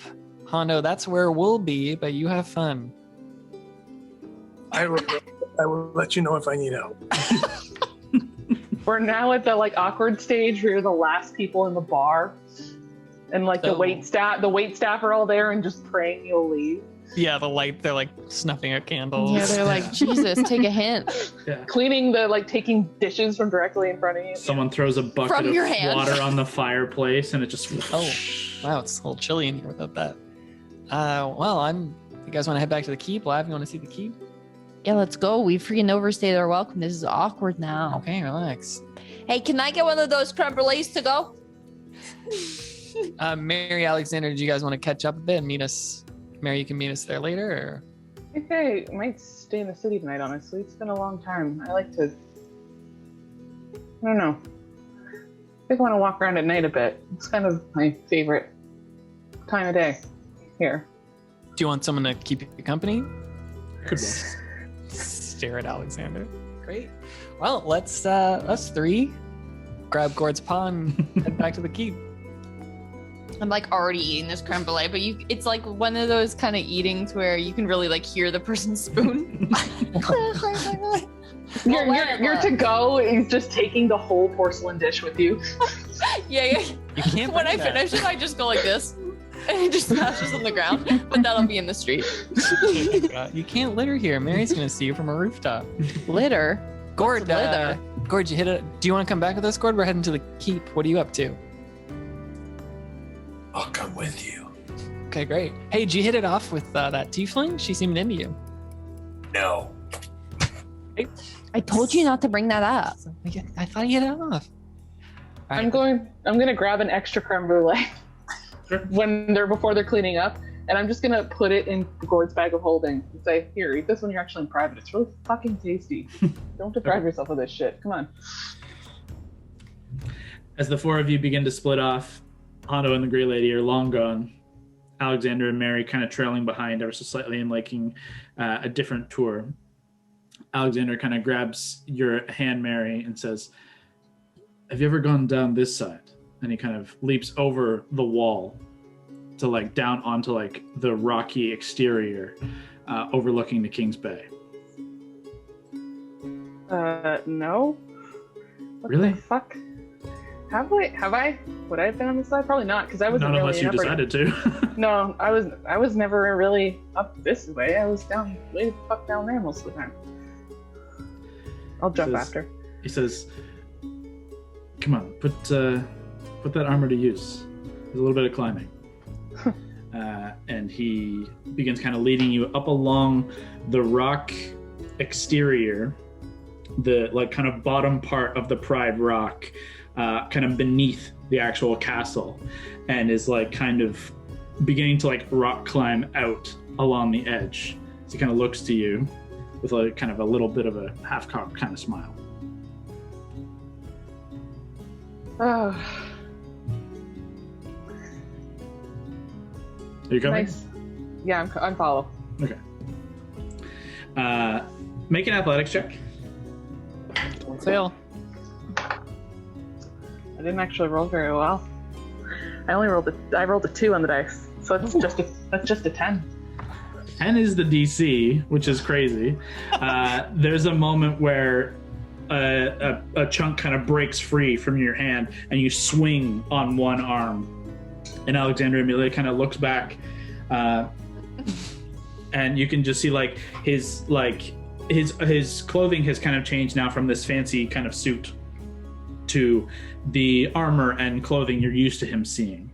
You see him wearing dark black leathers, this deep green cloak and hood that kind of is trailing in the wind, and he hangs off, and you immediately see like his hand has kind of begun to kind of coalesce some form of magic. You immediately see like he was prepared for something, and he just kind of like deflates ever so slightly, just like, this is supposed to be like a nice gesture. Please don't die.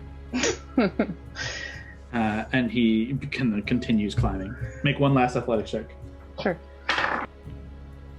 Man, I'm not rolling very well on these, but that's still as long as you don't roll a 1, we know that. No. That's like a 17. Yeah, that's still great. The two of you begin climbing out, and it's only a couple more minutes of this kind of relatively easy climb, but the handholds are not perfect. But he pulls himself up onto the top of this rock, and he reaches down and lifts you up, and you're out on this kind of low point overlooking the bay, out over top of the ocean. And there's this kind of little, not even a cave, just a small little cove in the rock where natural erosion has happened. But you can see signs of like a small fire pit has been kind of made there. And he's got you can see there's a bottle and 2 glasses. And he said, I owed you a drink, and I thought a drink with a view would do. Man, can't say I've ever seen the city up from this high before. I'm surprised, honestly. This seems like something that you would have gotten up to at one point. Should have tried. Never really thought that I was worth coming up on this side before. It's good for perspective. Definitely. It's nice to see your problems look a little smaller. Exactly. And you can kind of look out across the city, and you can't quite see Upper Arendelle from here, but you can see the edge of the bridge, and it leads across to all the Lower Arendelle buildings, and it's perfectly situated over the bay. And there's actually quite a large, expansive view out into the Northwind Sea. And you can see like a whale kind of come up and burst, and you see a burst of water out from this whale. And the moon is not a full moon, obviously. It's waning on the first stage of waning. And you can see it on a relatively clear, starry sky with just this faint kind of trickle of snow as he pours himself a drink. He says, "This was long overdue. I'm happy you're back." Nice to be home. It's nice to... I don't know what normal is anymore, but this is closer to it, I think. A new normal, maybe. Yeah, I know a lot about new normals. My normal has changed significantly since even the time I've known you. Oh, so much has happened. There's so much to catch up on, but it's not necessarily fun news to discuss. No. And we need not discuss it. I know a fair amount from what I saw in the abyss. The things that you and your friends are connected to, the purpose that you serve, it's far greater than scowling from rooftops in the slums of Arendelle. But yeah. I hope that when you're on whatever battlefield you find yourself on, facing down whatever enemies, know that there's always a place in this city for you, and there always will be. And there's always a place with me.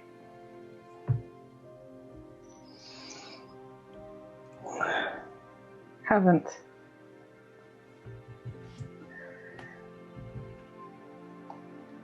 This place has felt like home with an asterisk, I guess. But I'm happier for that to just be what home means for everyone else. One day, I can't promise how long it's going to be, but we'll see if just kind of stops herself. I don't have a romantic view of what we're going up against, if that makes sense. There are stakes. They're high. They've been somewhat met. I hope we keep meeting them. If there's anything I know of you and how you tackle any problem before you, it's that nothing can keep you down. Whatever ill stands before you, it stands no chance. Can I ask you something that's been on my mind for a long fucking time? Of course.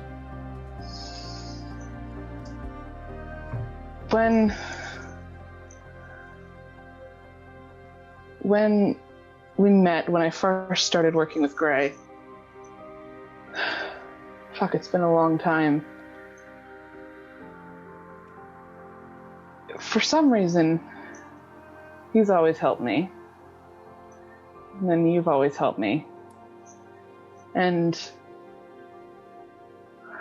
honestly, from the first time I met your fucking cousin, who fucking hated me immediately. Yeah. I don't know that I've brought you more help than hindrance overall. Shit seems to follow me. Basically, what I'm getting to... Oh god, this is gonna sound so stupid. Why? Why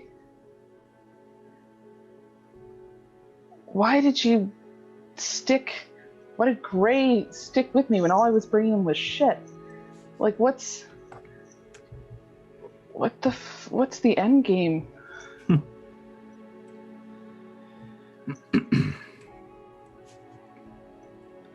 Well, I can answer for Gray, even though he's not here.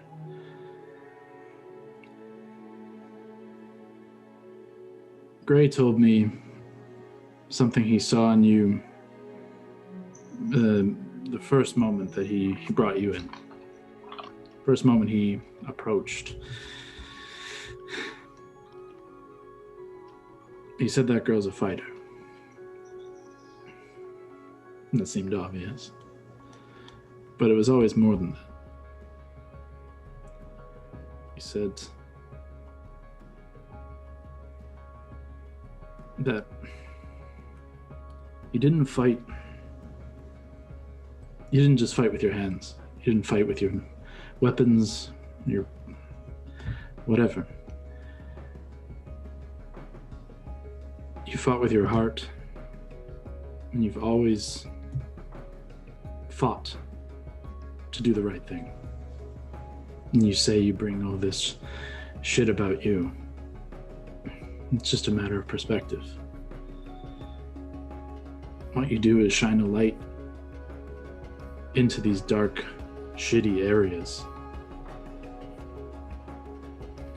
And you root out whatever shit lies in there.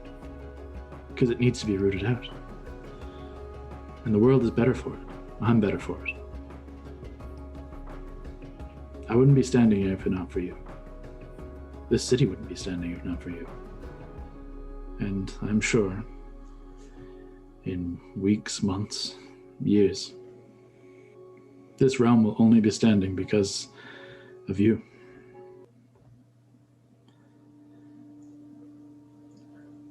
Take a really deep breath at that.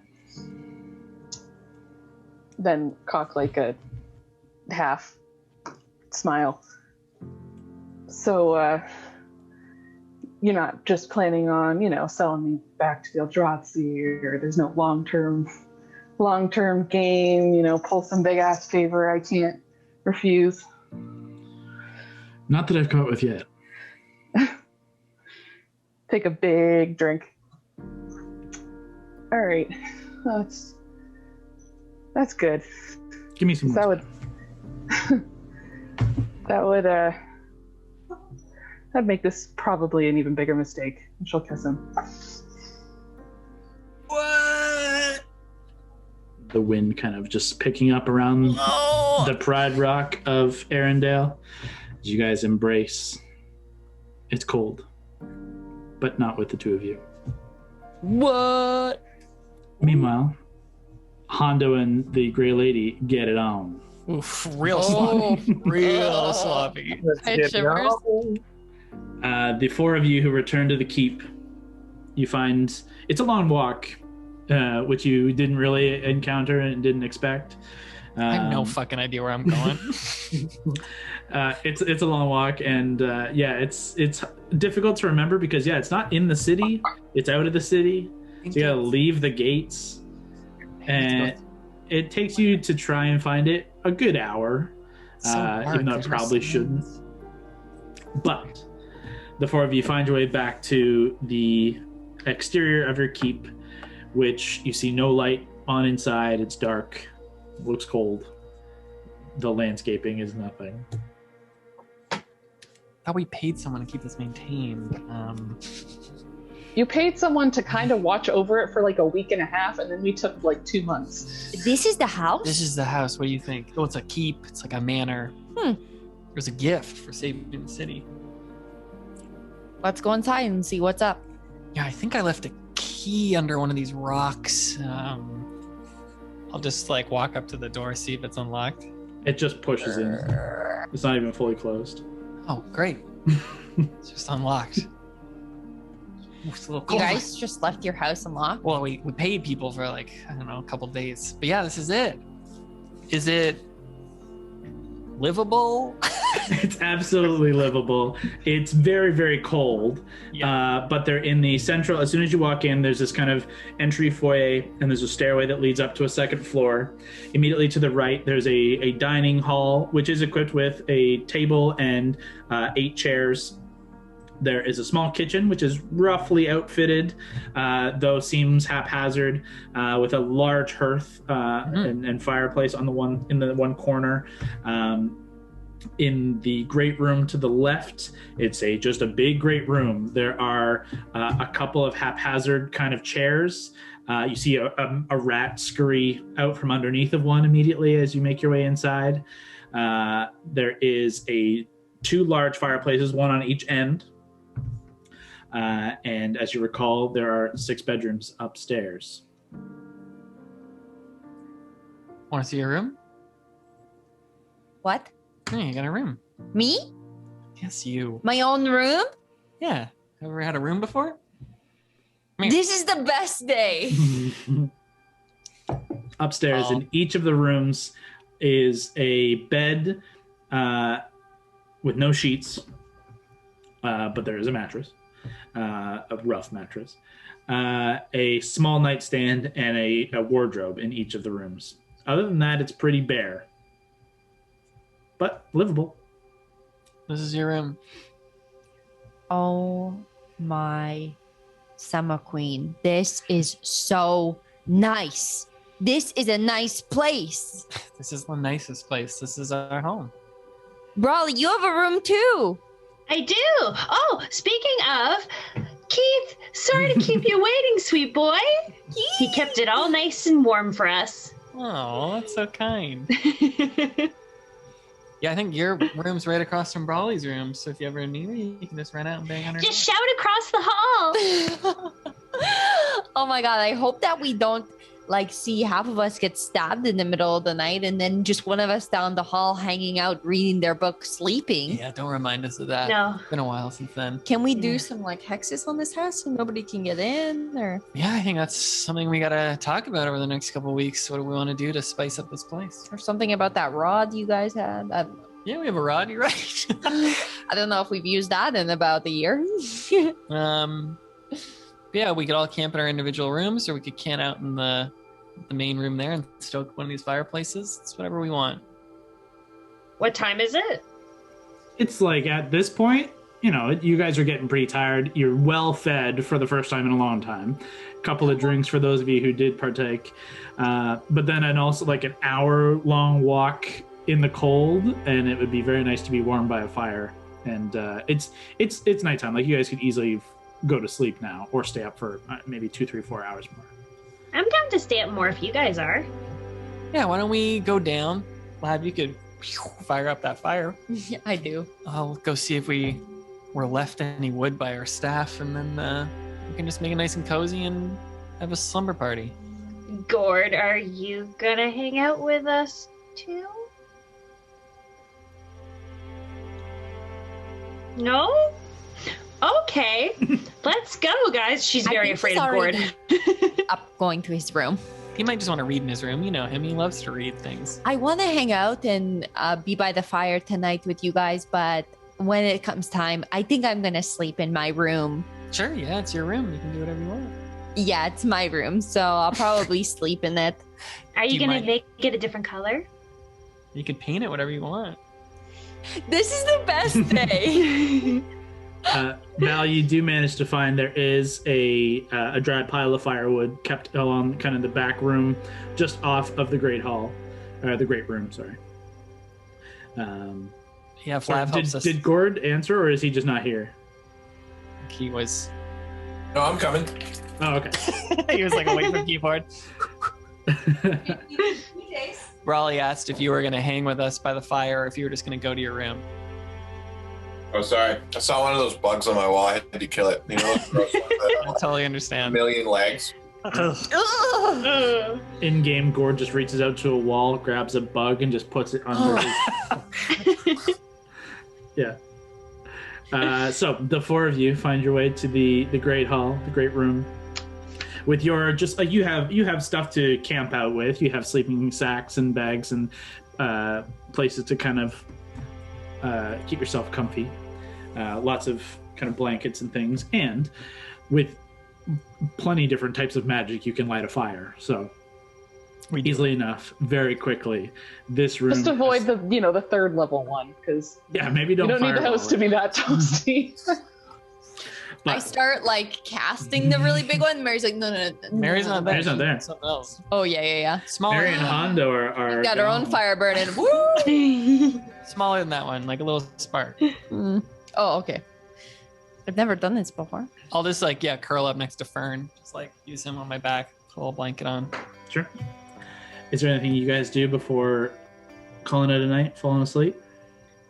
I might actually take out the crystal ball Okay. and scry on Francis. Okay. Are you attuned or do you got to swap? I am attuned. Sweet. Okay. Actually, let me just double check that. You might actually, sorry, hold on, you might be right. Furious Warden of the Fae. No, I'm not attuned, so don't worry about this. I don't do this at all. Well, I mean, you could also have time like on your walk back. Nah, you can't walk and attune to a crystal ball. While he's trying to find where it is. I guess, no, that's true. A house I've been to once. No, I'll just do it later.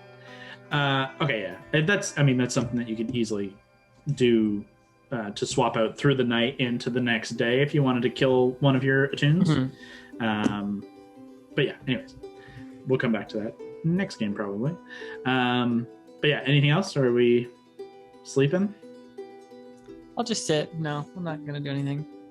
Are you guys all going to crash in the Great Hall, or Lav, do you make your way back up to your new room? I attempt to, but I end up falling asleep in the main room with everyone. Gord, last question as everyone does begin to drift off to sleep. Do you sleep? Do you blow up the house? I'll sleep. Gord goes Where to do sleep. you sleep? Wherever I'm sitting.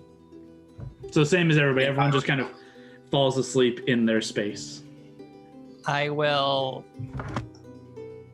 look at sleeping Lavender, probably slumped over on Brawley. Yeah, I definitely would have fallen asleep like first. I'll look at Stoic. I have no idea if he's conscious or unconscious. Gord sitting against all. And then I'll just like look over at Brawley and be like, we made it. Yeah, I can't believe we made it. We actually had a nice evening. Haven't had one of those in a long time. I think we're due for more. I hope we get more too. Same. Yeah. And I'll just sit there and I'm stroking Lab's hair as she's sleeping. Oric is curled Like up in your lap. I, for reference as well, I have my other arm like outstretched and it was patting Gord. Lavender's the only one who doesn't have to ask for permission now. It's been established. I know where he wants to be Pet. touched.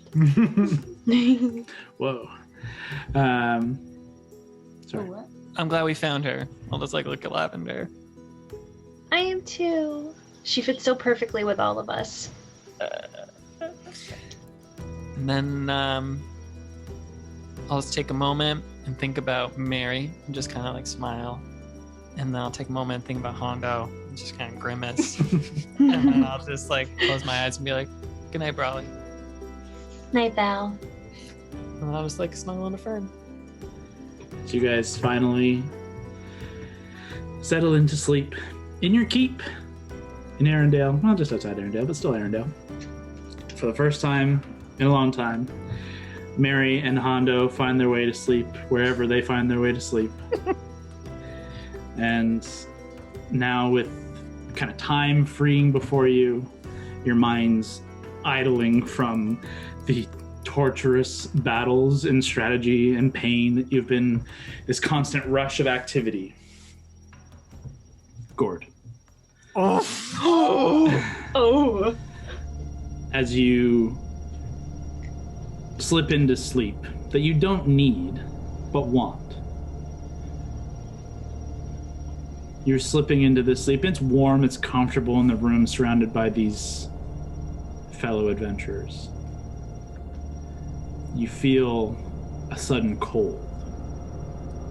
And in your dream, you feel the cold and the tar of the pits of despair as it clings to your clothes and pulls on your fur.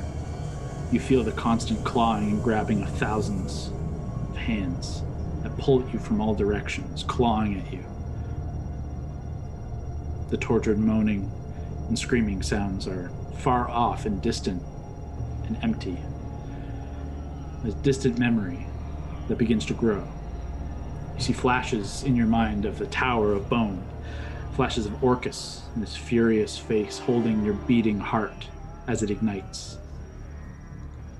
Those years in the pit, flash to you. Those years lost. Those years of pain and suffering. Those memories begin to haunt you. That warning, that challenge, an ominous threat of Tenebrius begins to linger in your mind as your thoughts begin to kind of stray to Orcus, the pits, Tenebrius, Orcus, the pits, Tenebrius. This chorus of screaming pain becomes only that word, Tenebrius, screamed by thousands of lost souls of the abyss, and it haunts your dreams all night. Lavender. In your sleep, it begins comfortable and warm. You slip, surrounded by friends. Newfound power, newfound ability. A truly great day. But as you drift into the darkness of slumber,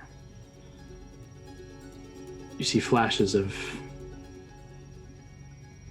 odd color, space, drifting, that place you've only seen once before. Your mother, her feet dangling in the pool of inverted flowing water. This pop and explosion of phosphorus-infused clouds. This little rock that she floats on begins to kind of spin and drift and float away from you.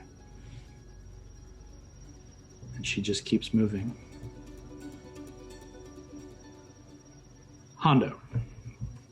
Oh. As you fall asleep after some rigorous activity.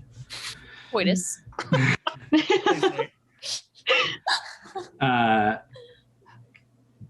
Sleeping, at least at your choice, if you wish to stay at the Grey Lady, she doesn't kick you out. But wherever it is you fall asleep, you dream of sailing on the seas. You dream of your passion. You dream of the ocean, the spray of standing atop a ship of your captaincy, looking out on the horizon with freedom. But the seas turn to a maelstrom. You watch as beneath your ship, water begins to bubble and boil. This maelstrom catches your ship and begins to kind of draw it backwards. This humongous, just spiraling, turbulent ocean begins to draw you, your ship, your crew, your friends down with it. The sky above begins to burn. Hundreds of balls of flame careen across the sky. A massive flaming meteor slams into your ship, and you are thrust from it and into the ocean, into this maelstrom of boiling water. You can breathe it, but it burns, so you come up for air, trying to swim against the boiling ocean beneath you. You clamber up onto a piece of your own ship that now drifts in this maelstrom as the maelstrom turns to a river of lava, and it begins to carry you deeper into the realm. And as you watch as it does, this river of lava carves a path through your home, and the world and the ocean around you burns. You land back on your back on this piece of your broken ship.